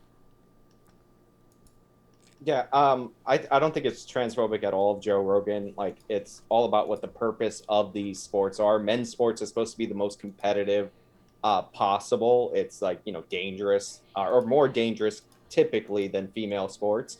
And female sports are made for like the safety of women. There's for most major league, there's no rules preventing women from competing in male sports. It's just about like having like that level of competition for you to be able to get in there, because there's that much of a distinct difference, especially when you're talking about people who are already athletes in the other sport. Like, these are people at peak physical condition for whatever game we seem to be talking about. Obviously, there's some exclusions, like less athletic sports, we get that. But like, I believe that Serena Williams, the greatest female tennis player of all time, like if you were to rank her serve speed, it ranks somewhere where in a men's college server. So there is a distinct advantage. So I've been pretty clear. I think men's sports should be open to everybody because it already is. Female sports are designed for biological females. I have no problem with female to male transitioners going into men's sports if they can compete. I have no problem with women, regardless of biological women, regardless of they transition, going into male sports as long as they compete. If we have to reach a point in time where we have to make a separate league for transgender people, then like, you know, that remains to be determined at some point in the future. But female sports are for biological females. It's for the safety of them. And a lot of it in the United States of America is done to like equality balance male sports in universities for scholarships et cetera, et cetera. And it is an unfair advantage in a lot of these cases. Except I wouldn't say that it's like primarily for the like the protection of women, right? Like we could look at certain sports, like sure, like with MMA or like similar like contact sports, we could make that argument, but it seems to be a broad like across the case primarily because of like the advantages conferred from testosterone. I mean, like that comes from a lot of people who draw these policies within, like the Olympics committee, like they recognize that, like, like this is the primary reason why they make these distinctions. So they want to be able to like recognize that so they can be able to make space for like trans women to be able to compete if, they meet certain criteria. But like, as far as the harm argument, I mean, like, we could look at like, if you have track where no person is touching each other, they're just all running in a straight line or competing in their own individual events against each other. Like there's no possible harm that could be caused to each other. And I mean, like, as far as the idea that like, oh, well, maybe the harm is like that someone might lose a financial scholarship. I mean, like, there's other things to be said about that argument. I would probably levy that more as a criticism of like our lack of access to education. But as far as like physical harm, there's no like, it doesn't seem like that's a reasonable justification to say like, oh, that's the reason that this distinction exists at this in these types of arenas. Well, that's one reason I said physical harm, because Joe Rogan's position, from my understanding, it's probably more broad in terms of sports, but he was specifically talking about MMA and a specific fighter in MMA. So, but so I'm talking, that was in the reference to like physical contact sports. Like obviously track, it's just the advantage of like male over female in running. That would be right, the but issue, then why is like why would biological it be more categories. protective like in MMA? Like why would it be more protective? Because my answer, like why it would like protect women in that instance, is because of advantages conferred from testosterone. So like if you had for example, like like a trans woman who, as a youth, taking this back to like the trans youth argument, because this is one reason I think it's very important to be able to make healthcare access or gender affirming care very accessible to trans youth. If you take a trans woman who realizes that she's trans from a young age, and you're able to put her on puberty blockers so she doesn't experience the effects of testosterone, like the possible advantages like disappear, right? And so there would be like no possibility of harm from that trans woman if she wanted to be able to go on, and having never been conferred that unfair advantage from testosterone, to be able to go off and compete in MMA. Like there should be no issue there, at least based on the body of literature. I mean, like I said, I don't think it's just down to testosterone. There are advantages to going through a biological male puberty, especially in a lot of the sports that we're talking about. Like, I'm not a doctor. I mean, if you want to say like the Olympic Committee, I think they say 1 year on testosterone suppressants. Therefore, that makes it totally fair. I don't believe that when I see like a transgender person set records in weightlifting for women's sport, for women's weightlifting. I think that like we all understand what's happening, and it's a bit ridiculous. But professional sports, honestly, and the Olympics, like they can make up whatever categories they want. Like in terms of in our universities, like the entire purpose of women's sports in many cases, and men's teams actually get shut down because they don't have enough female athletes to counterbalance like the football team, is for women to have sports, to have scholarships, and for them to have it in a way that is competitive for them. And when I say women, I mean biological females in that instance. I'll try to delineate between women and females because we're like just different definitions, obviously, through this conversation. And I don't want to get bogged down in that. But like the purpose of female sports is to have like female sports. I mean, like, all right, I wouldn't say that's not like the purpose, but going back to like the weightlifting argument, like I know that a lot of people will pick up like the individual instances where you have a trans woman who does very well, but trans women have been competing in like professional sports for a good while now. And the vast majority of the time when they compete, I mean, they can do like all right, but they aren't usually out there like setting these massive records, right? Like most of them have like decent careers, but don't actually like, it's not as if like every single trans woman who goes out and competes in professional sports ends up like dominating the field, right? It's only whenever like someone happens to be able to do that there ends up being like all these people coming out like saying, oh, well, see, this is what's going to be the case for every single trans woman who competes, when it's not even the majority of the time. So it seems like when we're citing like, oh, when we see this happen, in professional sports, it's implying that this happens a lot more often than it actually does. I mean, I don't know how often it happens. A lot of the sports that we're talking about, I don't even watch. I'm just saying what the purpose of these sports are, what they're designed for. Like, again, if you were to set aside like a separate league, then I think that's fine. Again, I have no problem with female to male trans competing in male sports. I just think that women's sports is specifically for biological women for the number of advantages going through a male puberty and like the, just the nature of our dimorphic species actually like infers on them for people in terms of sports. Like, again, I'm not an expert biologist. I don't watch like sprinting or any of this stuff. Like, I don't care about the Olympics, honestly. Put the torch out. Well, I mean, like, if the literature does show, and I mean, it seems like the literature broadly shows this to be true. Like, if we're able to show that, like, people who don't go through like a male puberty actually experience like or are conferred any of these disproportionate advantages, like what you're talking about as your main concern.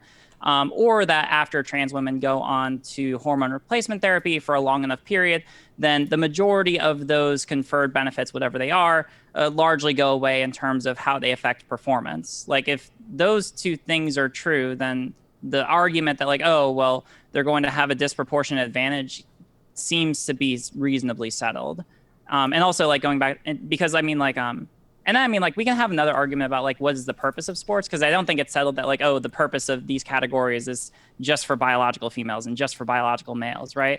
Like, it seems like we probably largely draw up these sporting categories just to have them be as fair as possible. Like, to have as, like, in our imperfect society, be able to draw up, like, the most, like, the fairest forums that we can have, so that we can get as close to a competitions where the only defining factor that determines who wins and loses is how much training and time people put in, like as close to like pure egalitarianism or not egalitarianism.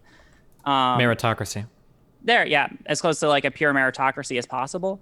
So like if the evidence shows that under certain situations, given the right kinds of steps taken by trans women, that were able to like, reasonably assuade concerns that would not be the case, then I don't see any reason why not to allow them. I mean, like, as far as sports being about like having a level playing field or that training is a determining factor, I mean, that's not the case. Natural talent plays a huge role. Like, I could train twice as hard as LeBron James. He's still 6'8", 280 pounds and runs like the wind and can fly basically compared to me. Like, it's not going to happen.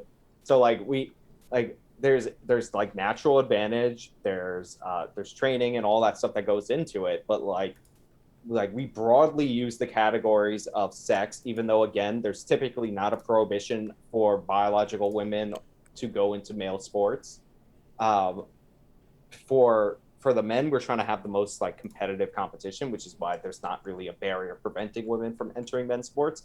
And for women, it's usually on the university level for scholarships and for them to have like more of a level, more fair playing field. I think fairness plays more into the female sports than the male sports, if I'm being honest. Because I mean, look at the disparities between college, like teams. But if you're able to go back, like if we're able to demonstrably show that if trans women either don't go through testosterone-based puberty or they go on like several years of HRT, that it is a fair fight or it is a fair competition, then going off that logic, it doesn't make any sense to still keep them out, even when it would otherwise be fair for them, right? Like I know trans women who are weaker, probably more so than like most cis women. It doesn't make sense to keep them out of women's sports if there's no possibility of a conferred advantage. I mean, ultimately, like, yeah, you can if you like prove that beyond whatever standard, most sporting organizations say that it's already been proven beyond any standard, then, whatever. I agree with Joe Rogan that I do think there is an advantage, but like, I'm not in charge of these things. So that's how you end up with Fallon Fox fighting people in the UFC. So I don't know. And as for people not going through male puberty, so like that's like a earlier in transition. Honestly, I don't even know about that. So like maybe that does significantly deteriorate any kind of natural advantage. Like I wouldn't know. Like I'm not a doctor. I don't pretend to be. I mean, like if you want, I mean, like I've read a lot of literature on that. I mean, I can send you that later, but that does seem to, at least based on the literature that exists currently, and like there can be more literature on it, but that seems to be at least what seems to be the case from what evidence exists currently. Like that for I do want to draw one like delineation, because a lot of the like cases that people reference of like this trans person setting this record or whatever, is typically somebody who was already an athlete pre-transition. Because yeah, there are some men that are weaker than some women, et cetera, et cetera. Like I understand all those like logical exercises and all that, but like when you incorporate like training and specifically for like, you know, to be an athlete, like that widens the disparities. Like so yeah, like a lot of the people who set records were like low level weightlifters or low level runners in the male division pre-transition, and then they transitioned and they blew away their competition. So I think that's like a little bit more like indicative than like this random trans person who didn't have an athletic bone in their body pre-transition is slower than this like top female sprinter like after her transition. Like to me that's not like, yeah, that's Except not really anything that's that like going back to, I mean, like there could be some argument there. I think that there's some literature out there that like if you do a ton of training pre-transition and then you go through transition even after a couple of years, that you could still have some conferred advantage. But so like there is some evidence, I believe, to make that claim. But again, like we've seen that a lot of people who have been career athletes who then go on to transition after already beginning their athletic career don't actually go on to like dominate the field, right? So even if that is the case for some people, it doesn't seem to be the case for the majority of people like who you are describing. Since I mean, we haven't heard so, from like I don't watch like the sports that we're talking about. Like I'm a baseball guy and I'm missing DeGrom dominate right now. So since we haven't heard from Stephen for a while, Stephen, any thoughts on this? Otherwise, shortly we're going to jump into the final topic for the night before we go into Q&A. I mean, it feels like there's pretty big agreement on both sides here.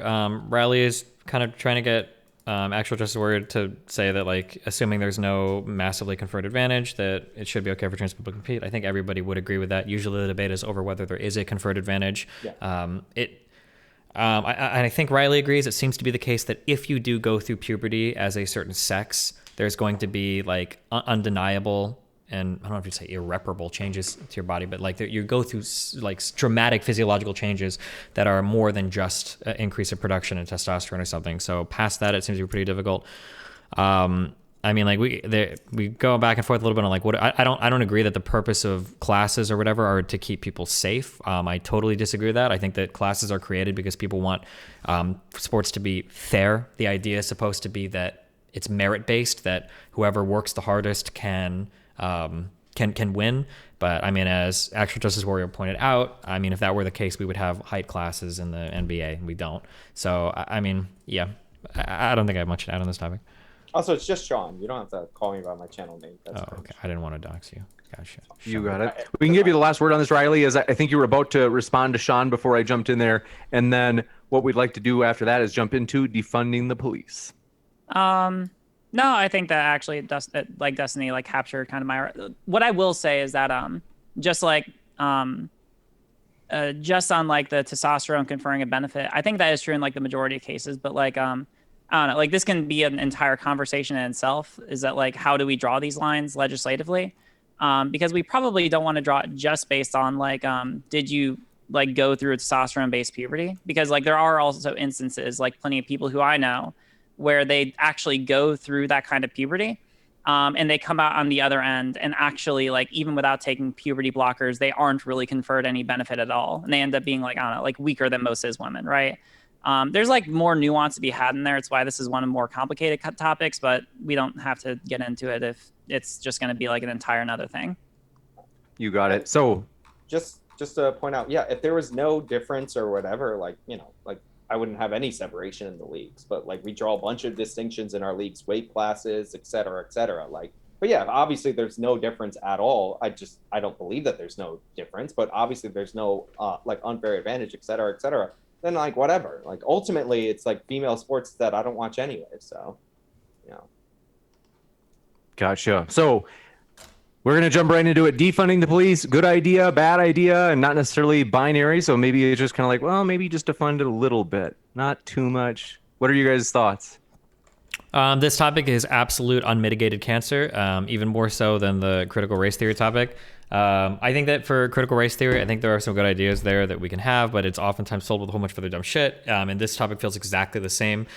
There's probably good conversations to be had about reallocating certain types of police funding in order to make the police more effective. It's kind of weird that we expect a police officer to also be a social worker that responds to domestic violence issues. We also expect them to be like a fucking animal control thing that responds to crazy dog attacks. We also expect them to be like a social worker that can respond to like mentally deranged people doing shit, and then on top of that also be like police officers. That's not realistic. The great contradiction though in the slogan defund the police is that 99% of the things that people ask for, like additional police training, body cams, additional training to deal with a different set of issues, would all require an increase in funding. So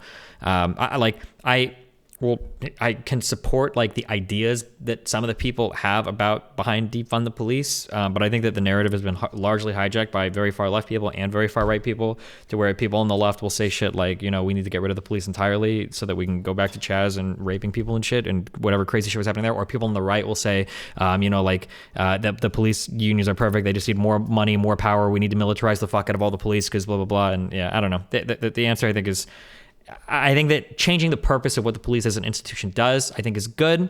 And then kind of shifting funding around to resemble those changes would naturally follow suit. Yeah. Any other thoughts from anybody else?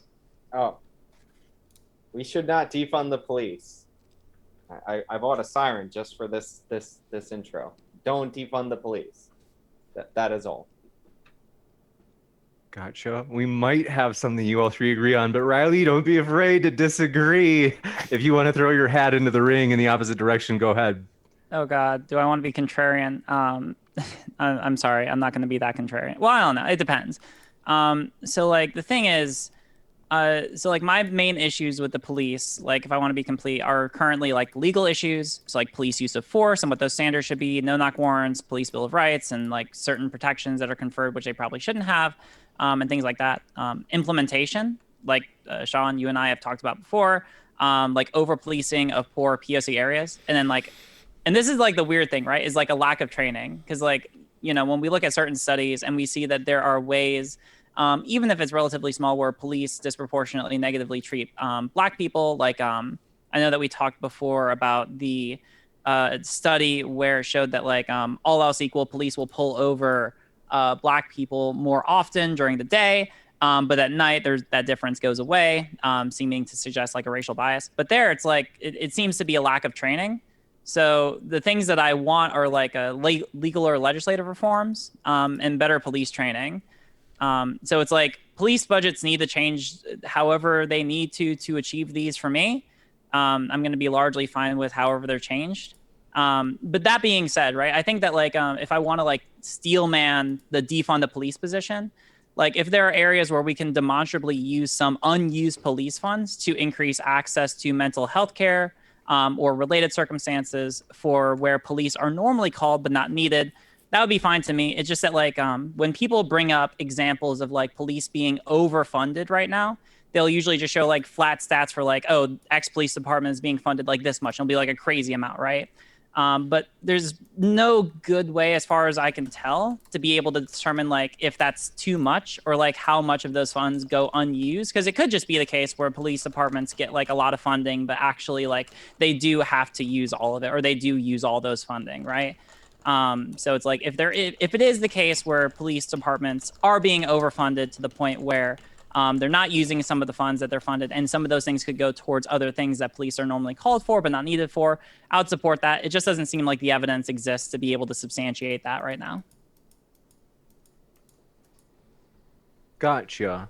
Everybody feel good about that? Refund the police. No, I mean, yeah, so since nobody's really taking the position of defunding the police, I mean, we hear about some like reallocation of money from the police department. Public education is way more wasteful and oftentimes like way more money. So reallocate from over there. Like that's all being wasted anyway.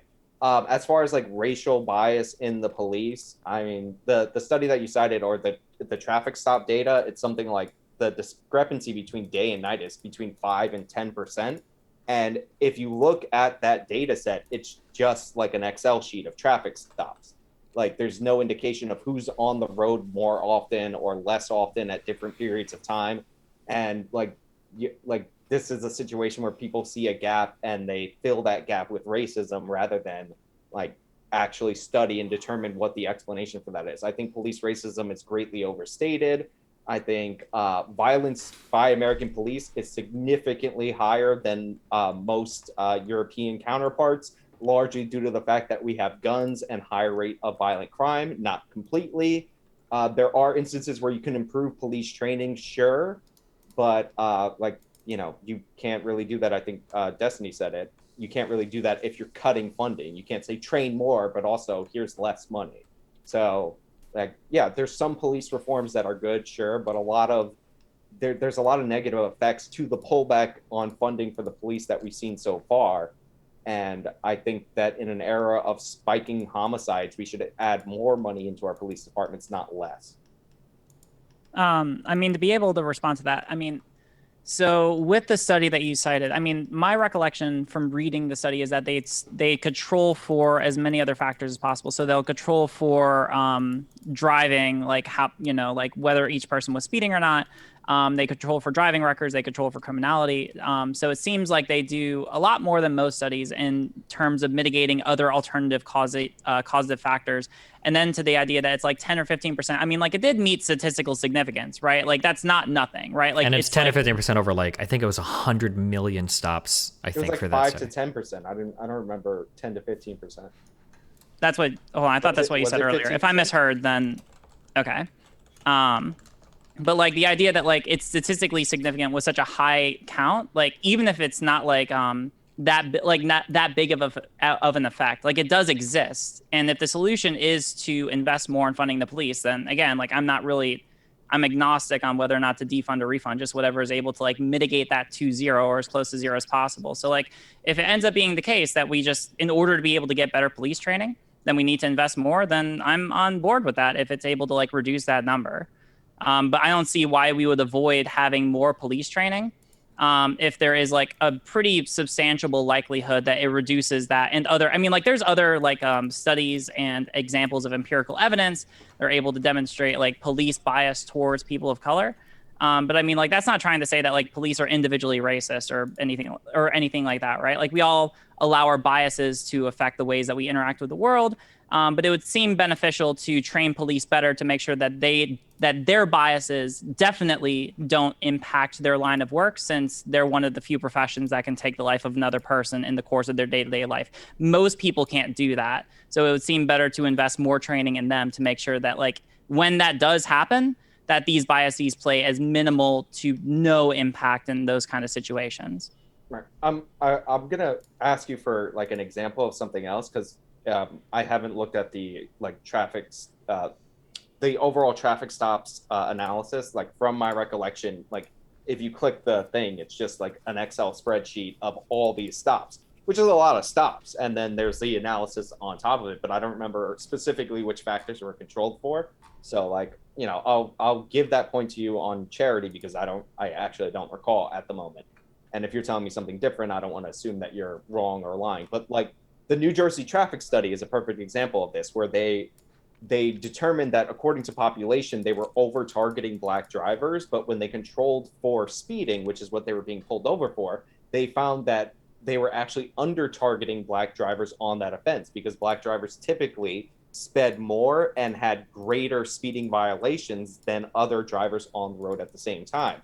And also the reason I bring up the day for night thing is we know like a number of different things between Blacks and whites are different in the United States of America or other racial or ethnic groups. So it could be the case that a significantly less proportion of Black people are driving at night as compared to during the day compared to white people. Or, there's more, not even compared to white people, but just compared to themselves. Like they might be driving more during the day than they would at night.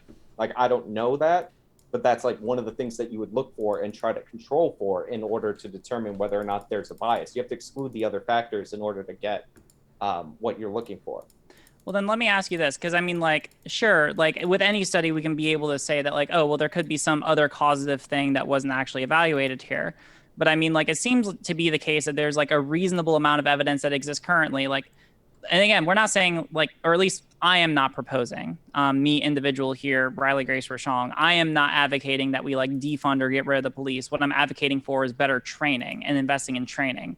Like that doesn't seem like a controversial ask when there's already a pretty reasonable amount of evidence to suggest that there's like, you know, like, I don't know, burdens of proof. Let's say that there's at least, that we've met at least a preponderance of the evidence. It's more likely than not in some respect, if not others, that racism plays, or at least like racial bias plays like some kind of impact or plays in some kind of way in how police conduct their line of work, right?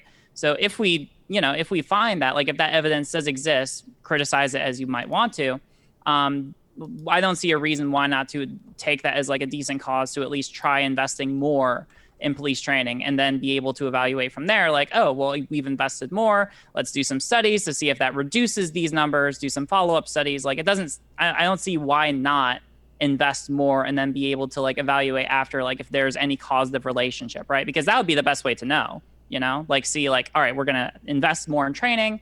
And then after we've invested in this training and we have some time pass, we do like the same kind of measurements. Is there any kind of demonstrable change, right? And hopefully the number would go down. Like, I don't see any reason why we wouldn't do that.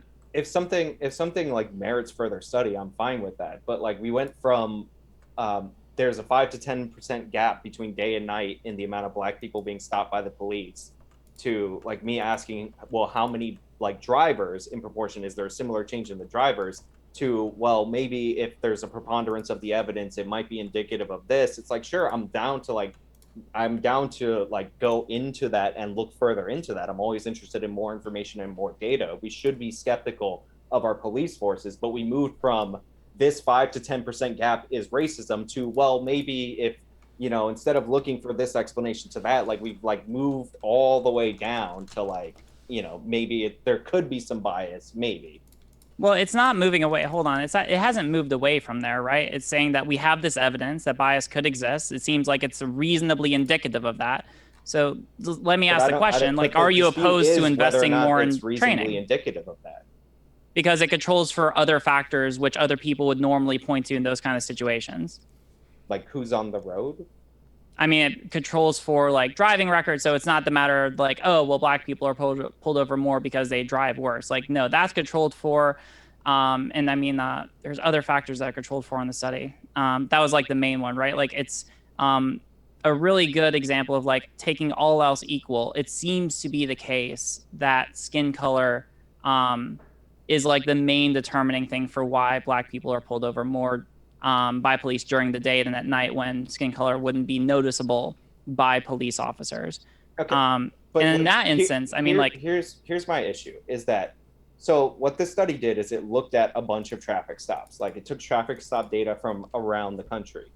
Now, because they were looking at stops, we know for a fact that they weren't looking at all of the cars on the road, because this wasn't something that the police were actively gathering information on outside of their job as law enforcement officers.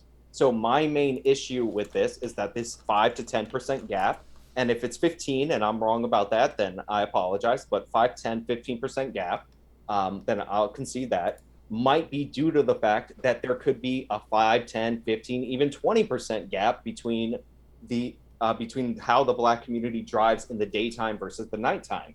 But we don't know that based on the way that the data was collected from the officers. So like you're saying, it's reasonably indicative. It's like, no, you're assuming that, but like all we have now is a gap. We don't have an explanation for why there's a gap. I'm interested in looking for an explanation as to why there's a gap, but until we have an explanation, I'm not interested in crafting policy to solve a problem that doesn't necessarily exist. As for more training for officers, sure, like I would support more training. A great program is in San Antonio. It's called Crisis Intervention Teams, where they train officers to spot signs of people in mental distress. I think that this program has shown to be pretty decent in San Antonio. I would support that in other departments across the country. I mean, it's not all right. So when we're talking about like what the study is able to show and what it isn't, the reason why the study is able to conclude that it's reasonably indicative of racial bias is because when we're talking about trying to determine what someone's bias is, we're talking about inductive reasoning, right? We can't like go up and like measure what's happening in someone's brain at the time. Like that's an impossible thing to do. So we have to be able to make these kind of conclusions based on circumstantial evidence. And that's why in these situations, having as many controls as possible is able to help us better come to a conclusion about what someone's intent is, right? I mean, like, you know, this, you say that, or I know that you've talked about like working in the criminal justice system or working in the criminal justice field. I've clerked for the Maryland Attorney General's office, right? Like, this is how we, in the criminal justice field, like determine someone's mindset or intent is by looking at circumstantial evidence.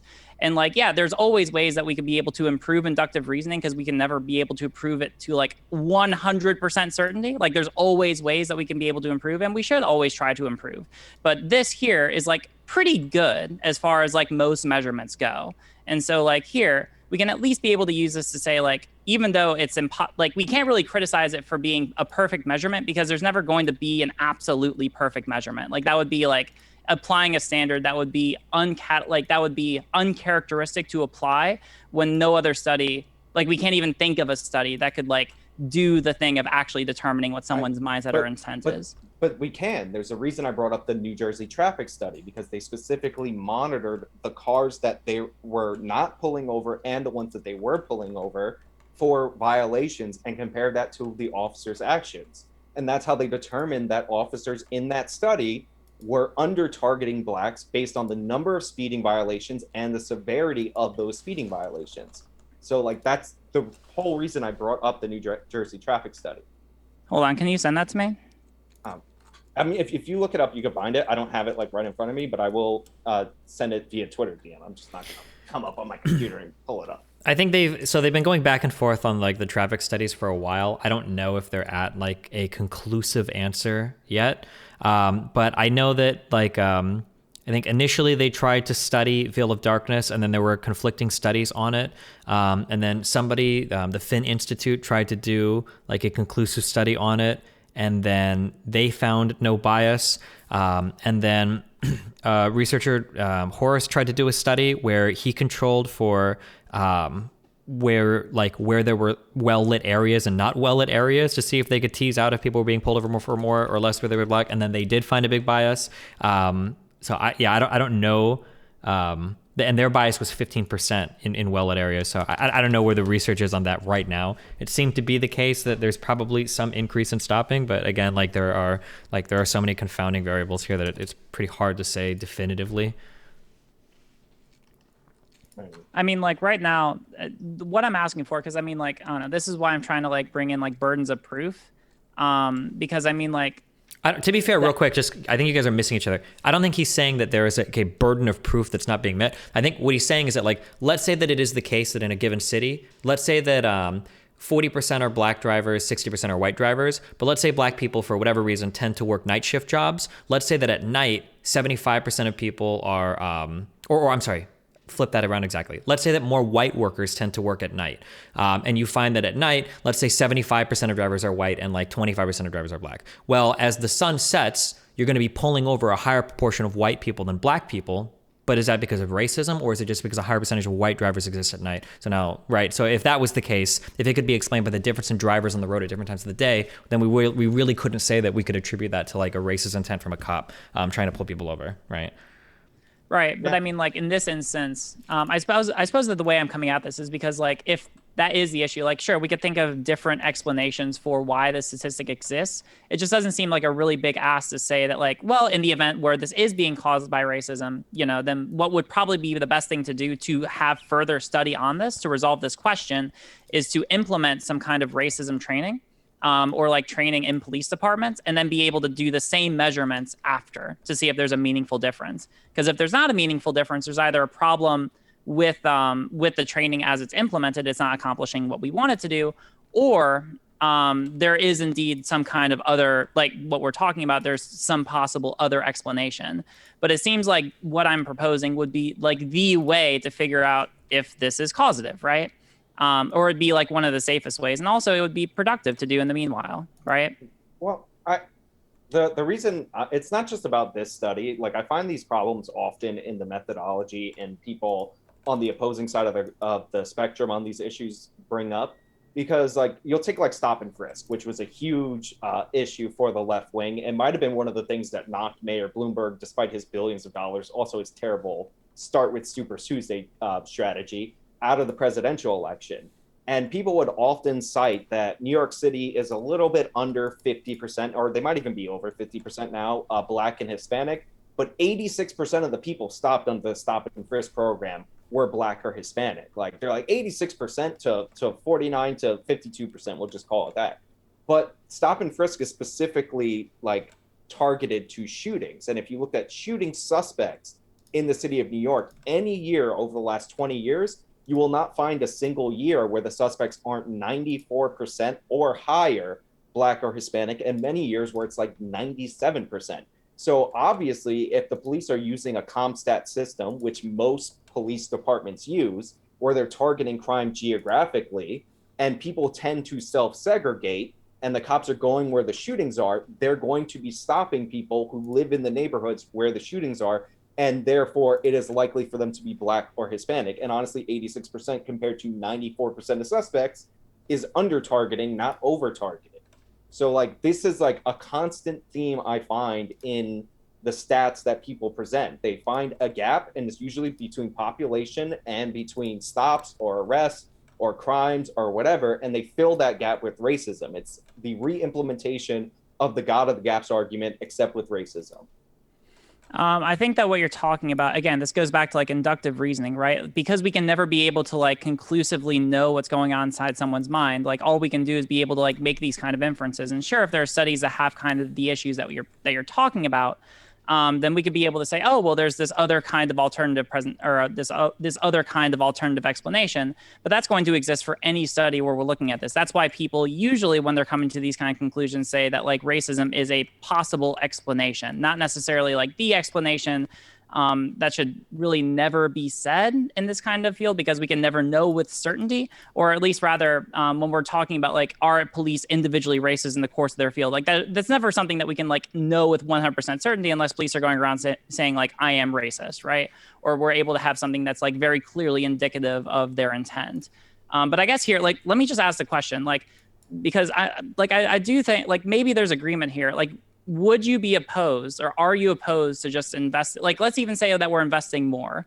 Would you be opposed to investing more in anti-racism training at minimum, given this past year and given that a lot of people are not trusting of the police, to be able to try and improve on the police if there is an issue, and if there isn't an issue, to be able to show the public, like to be able to like reasonably show the public that the police are not going to make these same mistakes, or that they're trying to not make the same mistakes that they're being criticized for in public?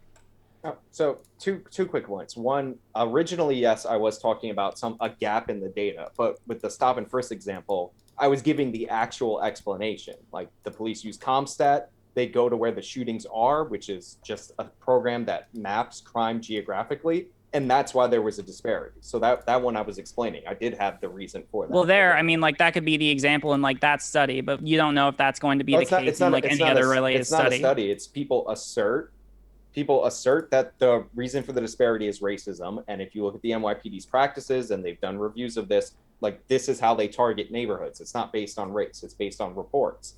And two, like would I support anti-racism training? I don't know if this is effective training. Like a study on anti-racism training, sure. I'm not comfortable with the term anti-racism because it comes from critical race theories. Like and I don't think it's the same as like racial bias training, although they do overlap. But like, yeah, like more conscious or community outreach, like I would be fine investing in that. One of the things that I've been an advocate for is the restarting of a consent search program that was tried in St. Louis in the 90s, where parents could actually call the police if they worried that their kid was involved in a gang or might get into a shooting, and the police would come and search for contraband, remove that contraband, and not make an arrest against their kid, right? Because obviously parents aren't going to tip off the police without, with the fear of their kid being arrested. Like I support a program like that because it builds trust between the community and between the police, and it helps get guns out of the hands of kids. So like, yeah, there's certain programs I would support to build trust back with the community. I don't know if anti-racism training specifically is one of them. Well, I mean, you can call it, I mean, like if you're not comfortable with the label of like anti-racism training, then you can call it racial bias training, like training which would be specifically geared to mitigate any possible police bias in terms of executing police in terms of conducting police activities, right? I mean, if it were effective, I'd support it. Like, if it's proven to be effective, I don't think that it is, but sure, like, try it. Why not? Like, all right. You got it. With that, everybody feel good? Any last words from anybody on that? No, I don't think so. Superb. I thought we were gonna give more examples. Oh, I have all this data. Well, I mean, like I think I gave you the examples I relied on, kind of like when I was in Kenosha. I think you should. I remember giving you my card that links to like a lot of the sources I was relying on. Usually, I use that one because it's like a pretty strong example. But like, yeah, there's other examples if you want to look at those. Want to remind you folks, our guests are linked in the description. We really do appreciate them. As always, we want to ask you to attack the arguments instead of the person. And Dylan is also linked in the description, folks. Also, many debates on his channel as well. And we are really thankful. Dylan, I'm really thankful for you. So sorry for turning you down on those questions earlier. I did not mean to have you sit for so long, man. But I hope you've enjoyed. I hope you've enjoyed listening to it as much as I have. And those questions, Dylan, we were ready for them as we jump into the Q&A. And so if you've got them handy, please take the lead on the Q&A and getting us started. Sure. So the first question is to Sean. It's on the first topic. Kim Crenshaw's work, especially her concept of intersectionality, is consistent with sociological evidence and does not rely on storytelling. Since it is a foundational work that does not have the weakness of other parts of CRT, should it be taught? Is Kim Crenshaw a critical race scholar or an intersection? I don't. I'm unfamiliar. I believe Crenshaw was one of the founding people for CRT. It was my understanding is that she was one of the people that started. I thought it was Bell and Delgado and. It's really hard to hear you, Sean. I think that your mic maybe went down a bit. I thought it was Bell and Delgado. I don't know. I'm just looking at Columbia Law. For apparently she has a page there, and it says that she's a pioneering scholar and writer on civil rights, critical race theory, Black feminist legal theory, and racism, and the law. I mean, like, I don't know her work, so I would have to examine it. But okay. Okay. Is that okay? We can go into the next question then. Okay, to Destiny and Riley. Do you think that the concepts taught around CRT are too high level to be taught in public schools, K through 12, I assume? A lot of it seems like you need a background knowledge in sociology or philosophy that most grown adults don't have. This is why I think it depends on the specific aspects. This is why I was more interested in like, I don't think that just writing something off because of like a foundational author is a legitimate way to approach it. I'm more interested in the ideas and the implementation of those ideas. I think that there are aspects of critical race theory or aspects of how critical race theory wants us to look at society that are easily implementable at literally every level of teaching. So for instance, the idea that somebody that speaks in AAVE is not an idiot, or the idea that we do have a pretty Eurocentric view of looking at history and that we can like exaggerate, or not exaggerate, but at least highlight the achievements of like other scholars in different fields. I think that these are ideas that you can do in every school. And we already do that to some extent. I remember even when I was in Catholic high school, there would be like paragraphs in our book where like little known like woman mathematician worked on this project or whatever. So like I think that that's fine. In terms of like these broader like critical views of society or criminal justice, I don't see that ever happening outside of like maybe like a special high school classroom. I don't think like a sixth grader is going to be like, well, here's a critique of, critical justice. Like I don't think that's going to happen. So yeah, I guess it would depend on what aspects of critical race theory we're going to talk about should be taught at different levels. Yeah. Okay. For Sean, why do you think that racial sensitivity training is bad? Oh, if this is a question that goes back to the critical race theory portion of it, I think I try to make it clear that racial sensitivity, civil rights history, like negative histories of America can all be taught separate from critical race theory. I think I explained why I have issues with critical race theory, like separate from those things. So I don't think racial sensitivity necessarily is bad. It depends on the context of the training. It might have like no value. It might have the unintended consequences of making people have more negative views about race, but it depends on it. It's not bad on its own. That's a weird question. Okay. And James, if you have any questions for Riley and Destiny, please feel free to jump in. A lot of questions from for Sean, so I'll throw one more. Do you believe that history education in the United States is neutral? This is has to do with the first topic. I mean, like, that's a broad question. Like, history is taught differently depending on the school district in the country. So, like, neutral as in what? I think they're asking this in reference to the conversation you were having with Destiny on different perspectives on history being fact and fact based, and the different perspective conversation you're having with Destiny. They're asking if it's neutral. We agree that it comes from like the historian, and like history is one of the more subjective studies. So like overall history is less neutral or less objective than like a math or a science. But in the nation as a whole, again, it's down to the school board. Like, I don't even know what that means. Gotcha. I'll jump in. Was with that for a anybody, question. or was that just for? If you wanted to respond to it, you could. Yeah, there is no absolute frame of reference in anything. It's funny because we should know that in history. We even learned that in physics, right? I think part of special relativity was getting rid of the notion of like an absolute frame of reference and shifting that over to the idea of like an inertial frame of reference. And history is the same. There is no absolute frame of reference. There is no neutral viewpoint of history. A true neutral viewpoint of history would be an accounting of so many facts that it would be impossible to keep track of them all. You always have to kind of like pick and choose like what part of a story do we want to tell when we engage in history. But that's not like good or bad. That has to happen. Otherwise we wouldn't be able to make sense of anything. Where dinosaurs have feathers now, and that's like, I'm not about that. I choose to ignore that and go with the Jurassic Park dinosaurs.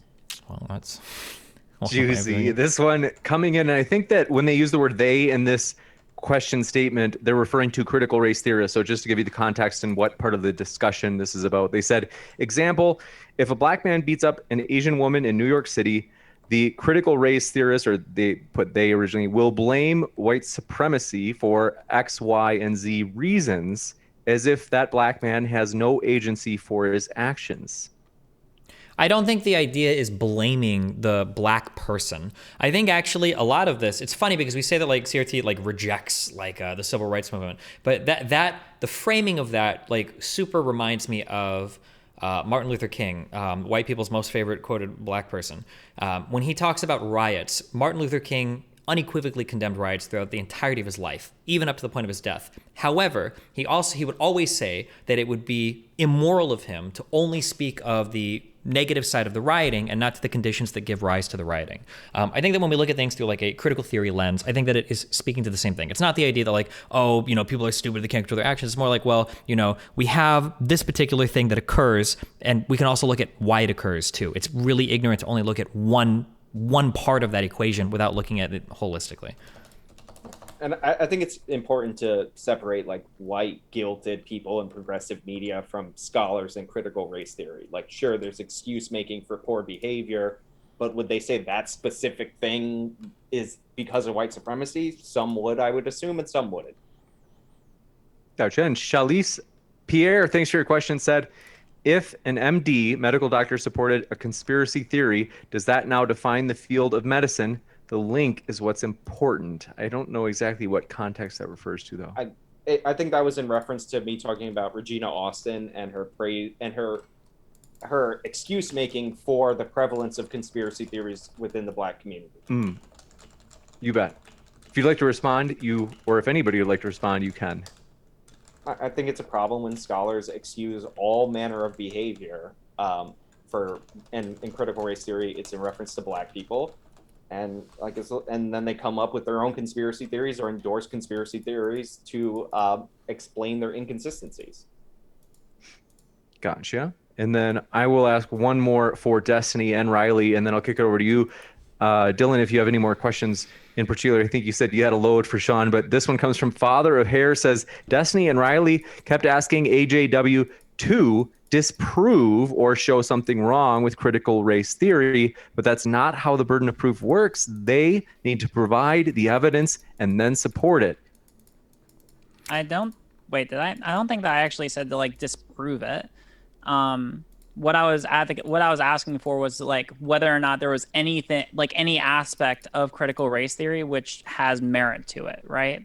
That's a different question, because right now the allegation, as I understand it, and Sean, you can correct me if this is like not representative of your position, but my understanding of your position is that because there are some people who have advocated or who have been a part of forming critical race theory, that therefore all of it is without merit.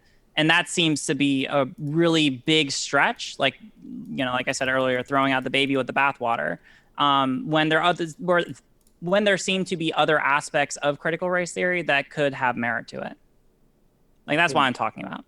I mean, look, you can find some merit in like whatever. Like, I'm not saying that there's nothing of value at all, like unequivocally. But again, it's not like some people. It's like the foundational writings, like what they say that critical race theory is all about. I'm fundamentally opposed to. So like I feel like you keep coming back to like this person said that, but that wasn't my point. But well, can I ask the question then? Because this is something I was thinking about then, but I didn't get to ask. So like you said that like so like the people that you cited to.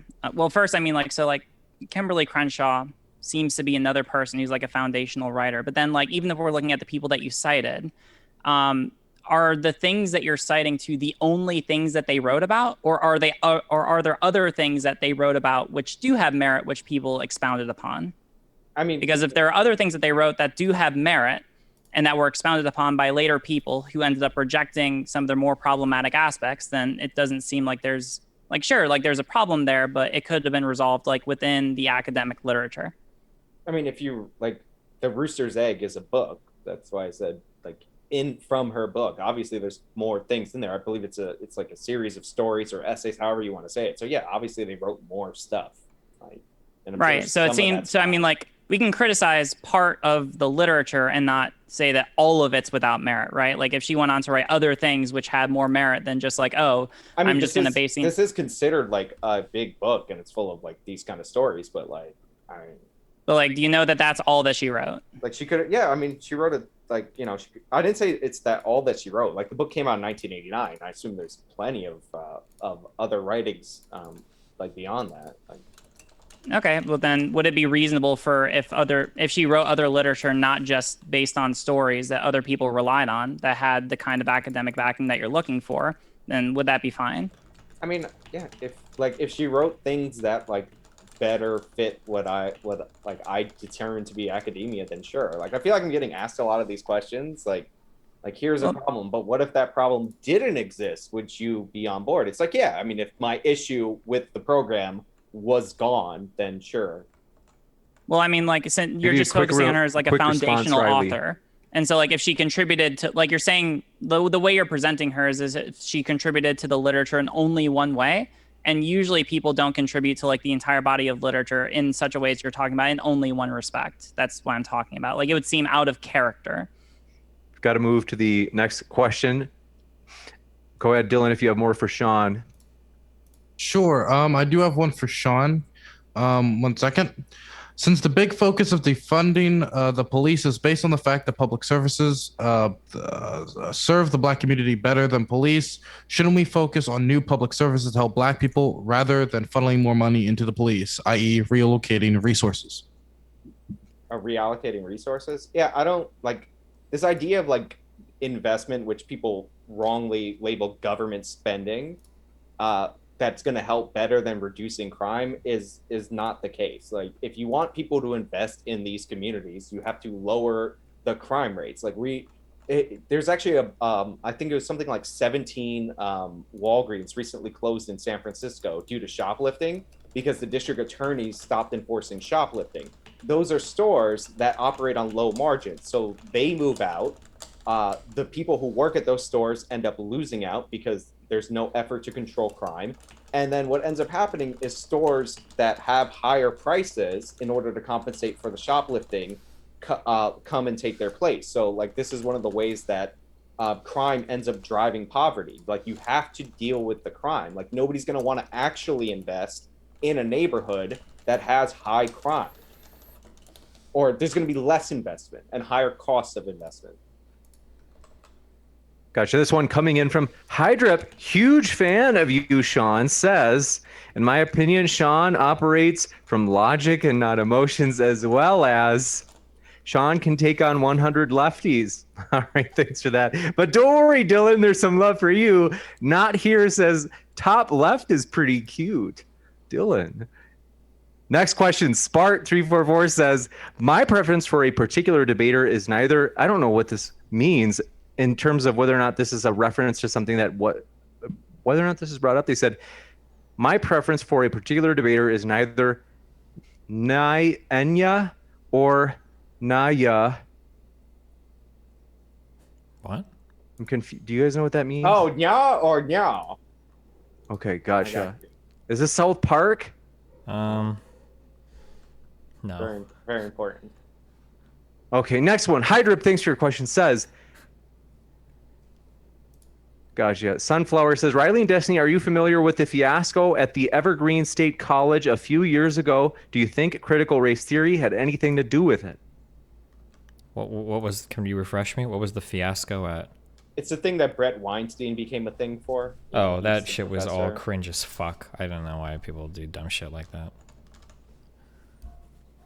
I don't know if that, I think you could argue that that's like an offshoot of people who were bought into critical race theory. Sure, you could.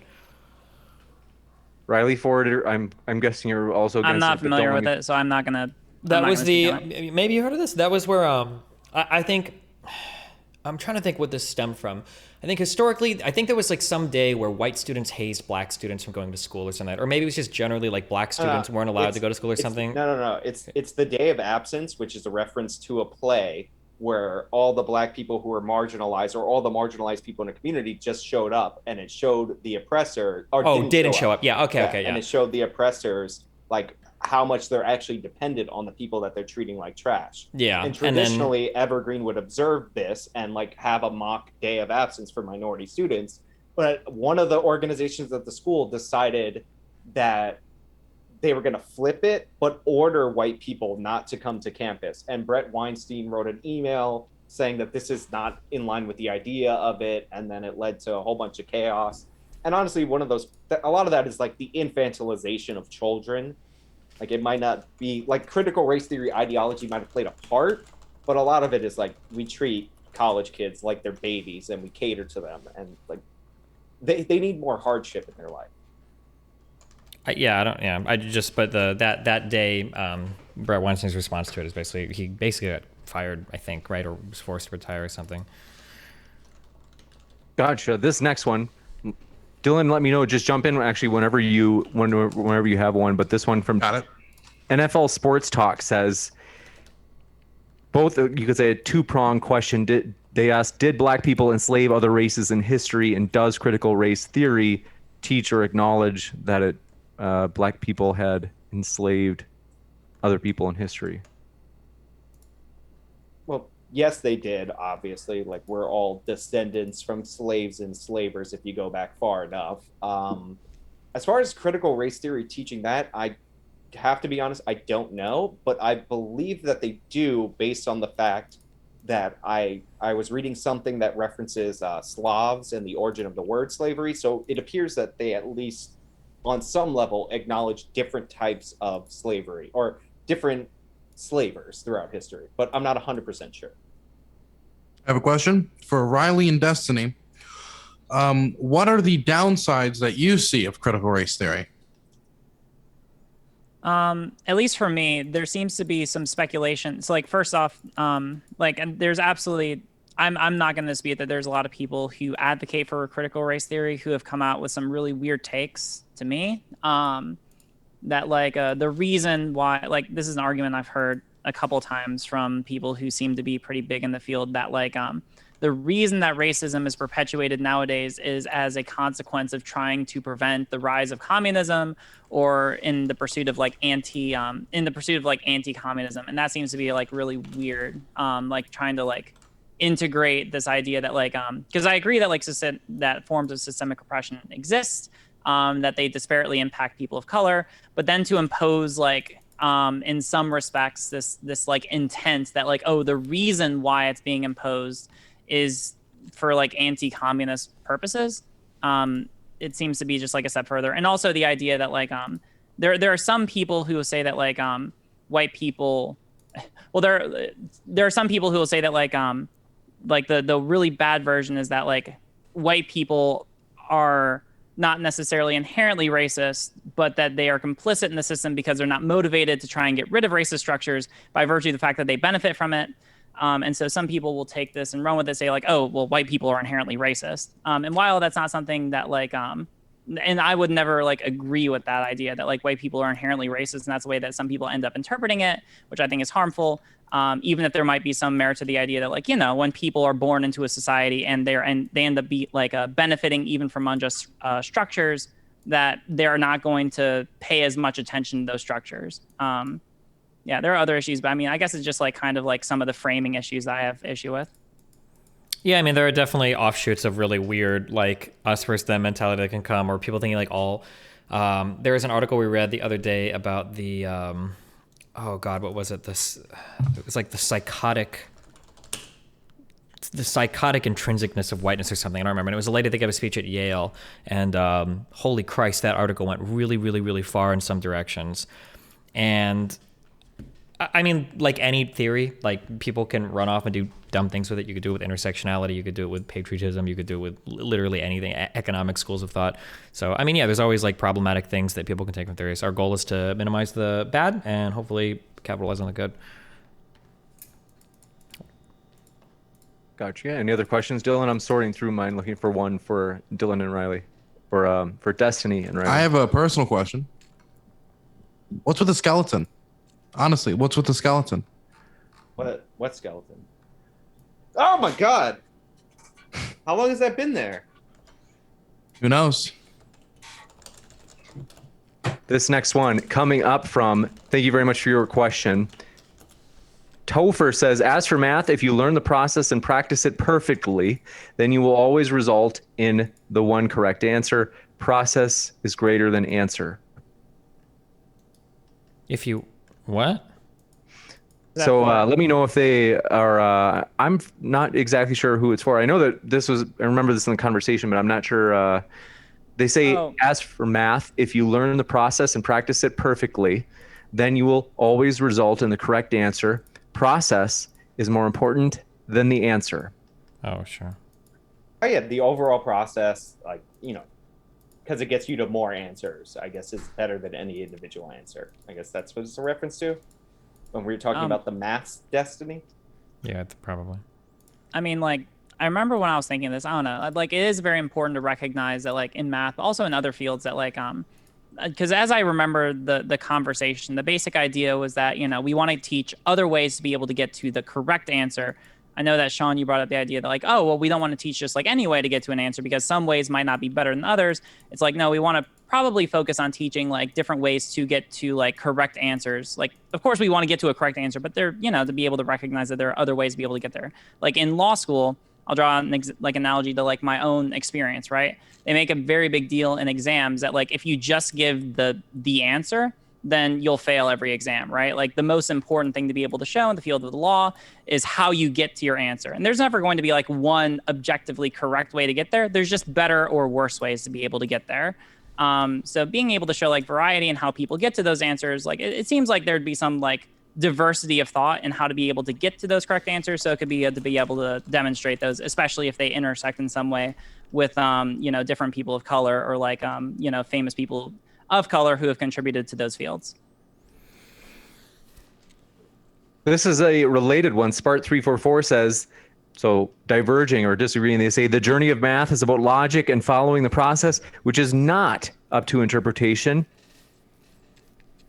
I mean, it depends on how deep you want to go there. Generally, he's probably correct, but if you want to be pretty pedantic, that's not necessarily true. But I mean, sure. But I don't. In the way that he intends it, I don't think anybody disagrees. I don't think you're going to find a critical race theorist arguing that, like, well, you know, according to black people, 2 + 2 is 5 or something. Actually, the person who wrote that Oregon curriculum, I think, was the person on Twitter doing the 2 + 2 is 5 thing. I would have to see the entirety of the argument, but I seriously doubt it's as simplistic as that. Yeah. I could be wrong on that, but it's somebody Gutierrez if we're talking about the same thing. But yeah, look. I think we got like a very niche in there, and I don't disagree with Destiny on we should teach different methods on how to do math. I remember we had a kid come in like fresh off the boat from Taiwan, and he had a way of doing factoring that they teach you over in China. It's just better. And like they don't teach it correctly over here. Like after seeing it, it's like a staircase method. It's pretty dope. So like yeah, like different methods, as long as it gets you to the same result, are fine. All right. Gotcha. T. Newberry, thanks for your question, says, hi, high school history and ethnic studies teacher here. Critical race theory is very pervasive in education. What do you all think the goal of critical race theory or critical theory in general is? As far as I know, like they say more equitable society, but to deconstruct society. But like as far as I know, among scholars, they haven't like concluded on what the final society is supposed to look like. Like it's a work in progress. So, yeah. A lot of people would say communism, but like let's leave that out of the debates. Nobody brought it up. Yeah, so I mean, like, I don't know, I mentioned this earlier that like critical theory broadly is supposed to like look at like it's prescriptive in nature, so it tries to figure out like how to be able to improve society, like what Sean said. So it seems to be the case that it tries to recognize like, okay, so if we have these systemic inequalities in society, then like what steps can we be able to take to actually realize them? That's why you know, one tenet it seems to be of critical race theory is that we should oppose colorblindness, at least in the way that a lot of people mean for it to say nowadays, where it's like a lot of people will invoke this idea of like, oh, we should all be colorblind, not because they necessarily believe that'll actually lead to better outcomes, but because that gives them the excuse to be able to avoid dealing with larger systemic issues, right? Critical race theory seems to say in this instance that like actually colorblindness is not great because it basically means that we can just avoid dealing with underlying issues that would otherwise go unresolved. So in that case, like actually resolve the issues so that we can move towards a better society, as an example. Gotcha.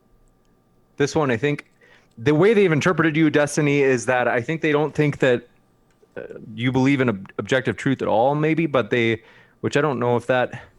The problem when you use terms like objective truth is the reality is that there is a whole bunch of epistemic and metaphysical assumptions that people run around with on a day-to-day basis, and they believe that they have the world far more figured out than they actually do. There's two ways to solve the arrogance of an average person this way. Either one is spending a whole bunch of time on a fucking philosophy Wikipedia, or the other is to do a fuck ton of mushrooms or LSD. Thankfully, I've done both of these things, so I can tell you very confidently that a lot of people have an idea of what is objective truth, but if you spend just a minute of like self-reflecting or thinking about things, you find out that like a lot of things that are a certain way could be another way. It's entirely possible. And there's a lot of things that we just take for granted, like the nuclear family has to be the only way. No, there's tons of different ways to raise families. There are community ways of raising families. There's tribal ways. There's a whole bunch of different ways of raising families. Or like the idea that like male and female is how we divide like ourselves. We could sort ourselves a million different ways depending on if we wanted to. Or like education has to be done for the first 20 years of a person. Like you could learn through life. There's a lot of different things.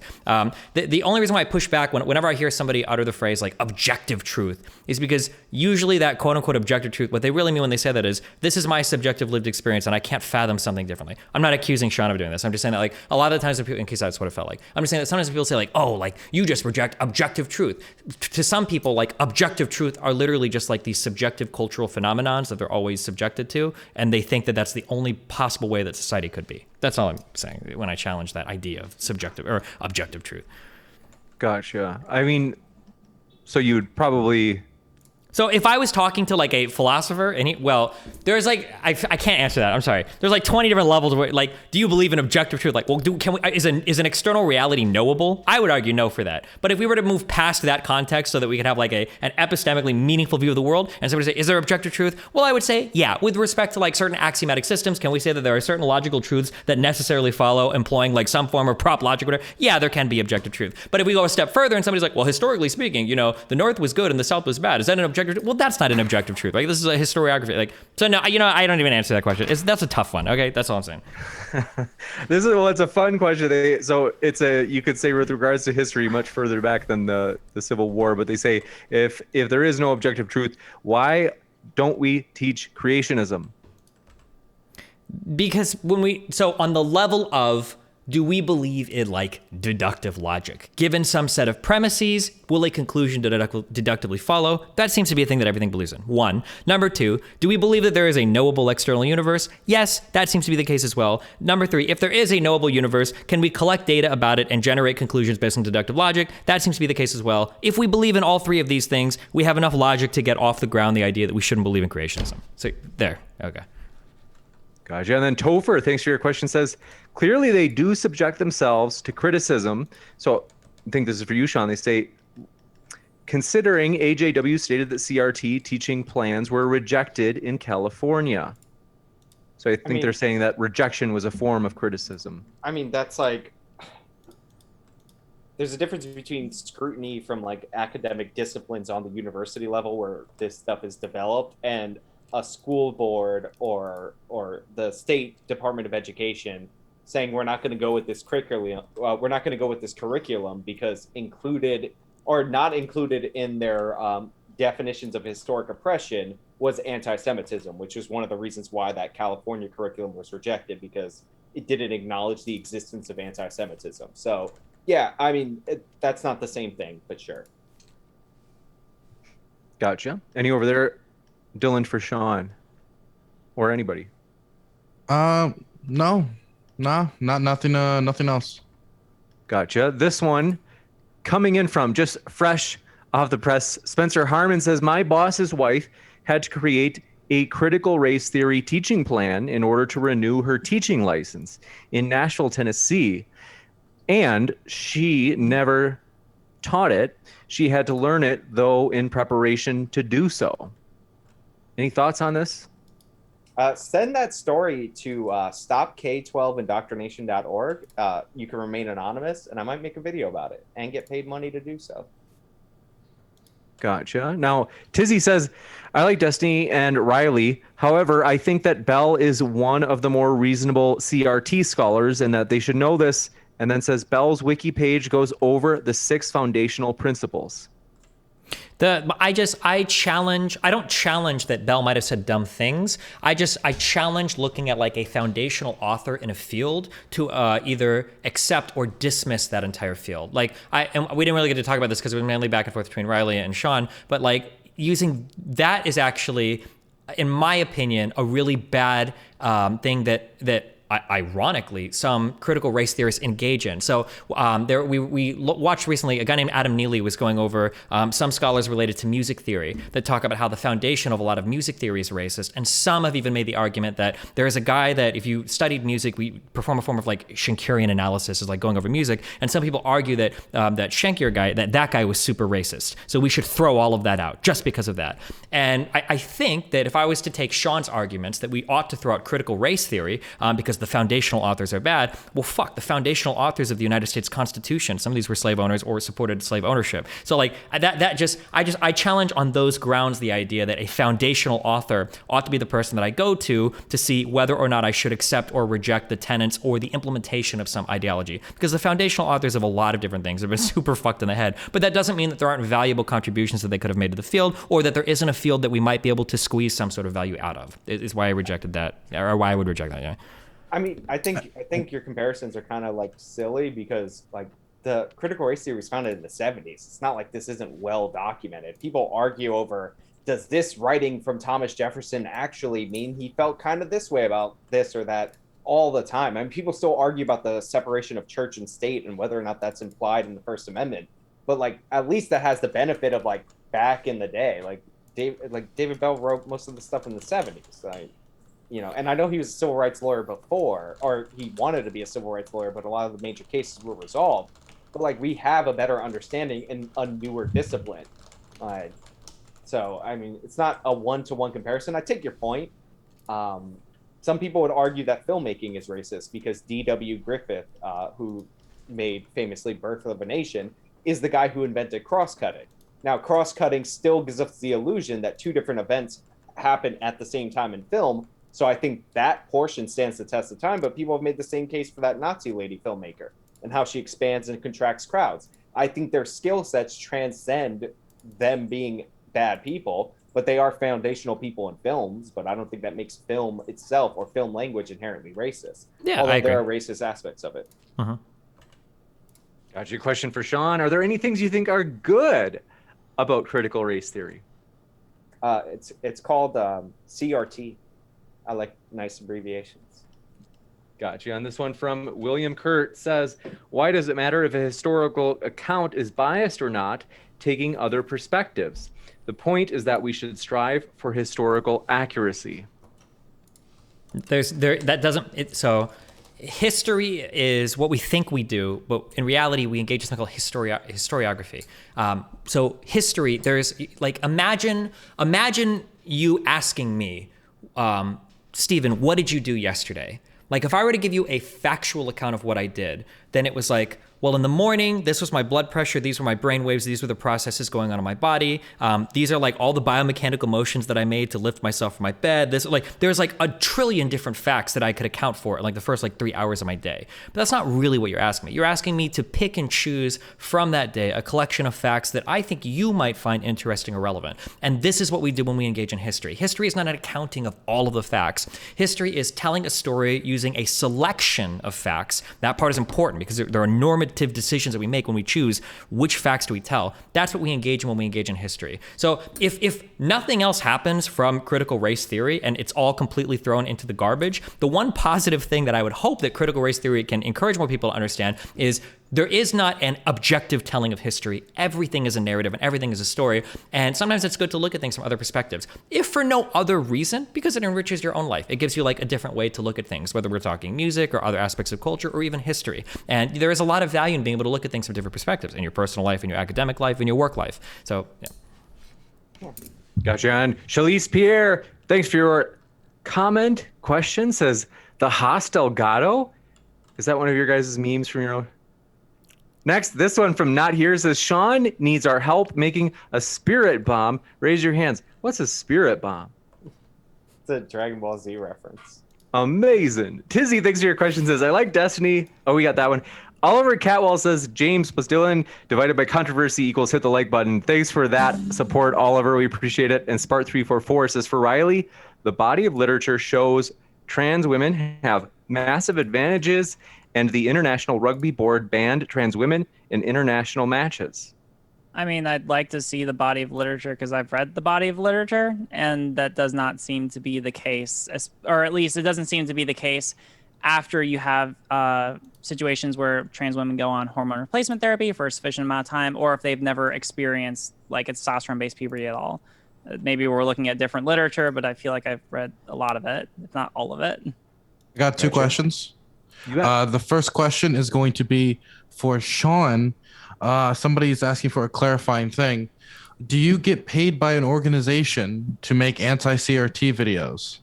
No, I don't get paid by an organization to make anti-CRT videos. I was referencing a series that I do for the Freedom Center. I'm saying when I make videos, I make money. That's how I make my living. Okay. The next question, how do you think everybody in this discussion's ethnicity has affected how they approach this topic? I mean, like, I reflect on this a lot. Like, it does suck because, I mean, like, one of the core... So, like, the idea, as I mentioned earlier, like, one of the ideas of CRT is that, like, it's preferable that you have people of color who are talking about these kind of issues because they have... But the reason why being that they have lived experience to be able to check their arguments against so that they're more likely to be able to make the right arguments as opposed to, like, that's, like, the single determinative factor. So, I mean, like... I would say that like I'm trying to the best of my ability to be able to understand the arguments that other people would make if they were able to check it against their own lived experiences. I can never know that with certainty. So, you know, if someone wants to call me out and say that like, oh, well, Riley, you didn't make this argument that any reasonable black person would have made if they were in your position, then feel free to call me out on it. But I mean, like I've genuinely tried to make like to the best of my ability, make the arguments as I understand that they will be made by other people if they were in this position. As a Hispanic, I feel like the whites in the chat disagreeing with me have offended me. Okay. I do also want to clarify, we do have 2 Biden voters on the panel. Just want to throw that out there. Get back to James, if there's any questions you have. You got a bubblegum gun, says police are unconstitutional. Abolish them. Anybody agree with that? Next up, Police are, wait, what did that say? The police are unconstitutional? Abolish them? That's right. That's weird. It's state constitution. No. This one, Morgan Gray says, only criminals would want to defund the police. Without the police, killings would increase by 75%, and no one would face any punishment. I don't think anybody here was arguing for the total abolition of the police, right? I wouldn't say only criminals. Like, there's a lot of wealthy progressives that like think it's a great idea because maybe they've never seen a crime or a criminal face or anything like that. But in Montreal, they had a police strike, and I think shit went down in like 12 hours. People should look into that story. Like, it was full scale rioting in under 12 hours. So not a great plan. But there's definitely some, even criminals are like, guys, relax. We kind of need some of the police. Juicy. Riley, any thoughts? No, not really. I mean, like, yeah, I wasn't arguing for defund the police. You got it. And thank you very much for this question coming in from Amaretto. Says police are corrupt and in most places are overly funded compared to other parts of society. Also, civil forfeiture is bull. Defund the police. Civil forfeiture is bullcrap. It's a taking under the Fifth Amendment. It's not treated like that. The idea that your property's guilty of a crime is nonsensical. That should be getting rid of. As far as police are bloated budgets, I mean, the most bloated budgets of all time are public education. And I find it really funny when people show the police budget and always public education is higher, but they conveniently cut it off right there. Like they do that with New York City. They're like $6 billion for the NYPD. It's like 25 billion goes to our public school system. And most well, I mean, like, plenty of that's wasted. I mean, like, that's, well, I mean, like, you don't have to make the argument. I mean, like, that's kind of like a whataboutism. It's like, oh, well, why are you talking about this issue when, like, there's this other issue that's that's unrelated, but, you know, there's a lot of funding there. I mean, like, two problems could simultaneously exist, right? But the problem for me, as far as like being able to say that police departments are overfunded, is that there's not really a good metric, as far as I'm aware, for saying that they're overfunded. Like, it could be the case that you just have a lot of police departments. I'm sorry, I just caught myself. Like, it could be the case where police departments do get a lot of funding, but it could be like justifiable under like some kind of metric, right? Like, it could be just the case that like, oh, they just really need all those funds. And just as far as I'm aware, there's not like a good way to measure that at the moment. Gotcha. And just several more questions, folks. We definitely can't take any more new questions. We've got, we should be able to wrap up before the 3-hour mark. And so we do want to get our guests out of here, as they are busy people. We do appreciate them. And so quick reminder, folks, our guests are linked in the description, as well as Dylan. And Brian says CRT is not capitalism, not Marxism, not a cat. You see, in order to understand CRT, we must go to feudalism. Good one. It's powerful stuff. Next, they also said, thanks, MDD. Thank you for your kind words. And again, paying that thank you forward to the guest. Kevin De La Riva says, hey, Sean, you should debate Mike from PA. He's an intellectual powerhouse when it comes to defunding the police arguments. I mean, all right. I try not to associate with people from Pennsylvania, but I'll make an exception. Gotcha. Julius Great says, there is a miscarriage of justice every day. Granted, what's the proper proportion of POC to police interaction? What if certain areas have more POC crime? I mean, if you look at the numbers, the interactions are usually determined by crime, and certain people of color in certain areas commit more crime, depending on the crime. Gotcha. Bubblegum Gun says, okay, I'm not reading that. Deprived Dolphin, thanks for your question, says, not reading that. Topher, thank you very much, says, Sean, we've been giving increasing money to police for decades. At what point would you conclude it isn't working and that there may be better ways to reduce crime? I mean, we've seen one of the greatest historical drops in crime over the last few decades. Since the 90s, crime has dropped like crazy. Like, we've seen the pullback of certain units and certain funding since 2014. I believe Vox has an article about this, and they estimate anywhere between 1,000 to 6,000 extra murders occurred in this country over that like 5-year span due to the reforms pushed on the police, and it's only prevented maybe 300 police shootings. So like, I would think when you see spikes in murder across the country, maybe pulling back on the police, not a great plan. Gotcha. This one from Best of Ballers. Oh, interesting. Says, for Destiny and Riley, is humor featuring race or trans topics completely off limits? I mean, as far as like just because like I know that I've had to grapple with this, it's not off limits. It's just that usually what happens is that people will try to use like a veneer of humor as a way to get away with saying just like really terrible shit, right? Like, usually what will happen is you'll have like a comedian who will just come out and instead of actually like trying to deliver something that's like funny, they'll just like say a bunch of like really like blatantly transphobic shit. Like they'll just be like, they'll tell like some kind of transphobic story, like, oh, you know, there was this person at the store. I'm just making this up, but like this would be like an example of like something out here, right? It's like, oh, I saw this person at the store and they looked like a man, but whoa, they were wearing a dress. How wacky and funny is that? Am I right, everyone? That's so weird. That's giving you some comedic music. Yeah. Yeah, but anyway, so like the point being there that like usually it's like whenever it's used in that way where it's just like it's a thin veneer for just trying to say harmful shit, then yeah, that's off limits. But like no, obviously there's ways to be able to do comedy which incorporates these ideas. I would just rather it be actually funny. You know, it's customary when somebody tries to think up a comedic a premise on the spot that you guys back her up. Like I was the only one who did that. I'm with you, Riley. You try. Gotcha. And the Godfather says, for Destiny, I don't know, what are butterfly ballots? They say, are butterfly ballots a part of CRT?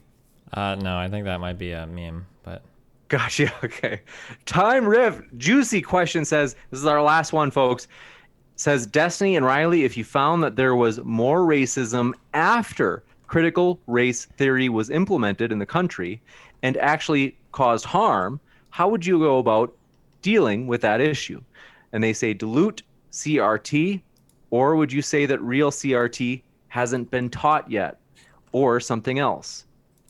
I mean, like so like first we would look at like the measurements, like how is that measured? Like what is more racism? But I mean, like sure, like assuming that there's like some kind of measure that like the total amount of the racisms in the country has gone up after implementing these kind of educational policies, then it's like, okay, there's probably like some reason to be able to say that like there's a causative relationship here. So we'd probably look into like, all right, so do like some sort of study on like what was the cause there? Is it something inherent to CRT, or is it just like a matter of how it was implemented, and then try to resolve whatever was the causative relationship there or the causative factor there? Yeah, I don't know if CRT is supposed to fix racism in the country. I mean, you'd look at like other educational outcomes, I guess, to figure out if it's working or not. Like if grades start going down or something, that's a problem. If grades go up, or if people are more conscientious about certain issues, I think designing a metric by which to see if it's successful is pretty important. I think with a lot of social programs, we don't do that all the time. So one last one, because I'm so curious about this. They say there is no police violence towards blacks compared to what it was like in the 1980s. Was it worse in the 1980s? Is there any evidence for that? Saying something is worse back then doesn't mean that it's acceptable now. If the violence is not justified, it's not justified.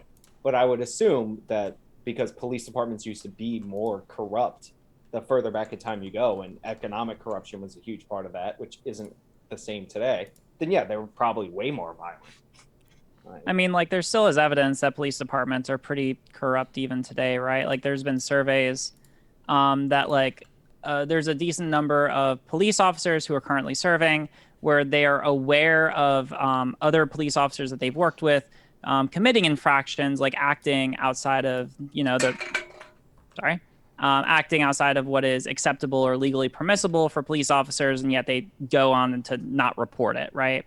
Like that still exists today. We could say it's better today than before, but like those problems still exist. It depends on the corruption. When I talk about the decrease in corruption in the police department from the 70s on, I'm talking about economic corruption, like the taking of bribes or favors or whatever. And that was usually a consequence of police officers being like a really terribly paid job back then. So like officers weren't paid enough to even live in the city. Like now, what you're referring to is what's called noble cause corruption, where cops, like, an often like archetype of this is Clint Eastwood's character in that movie Dirty Harry, where cops like color outside the lines in order to get like results. And I do agree that that corruption may not be on the increase, but it's not looked down upon the way that economic corruption is today in police departments.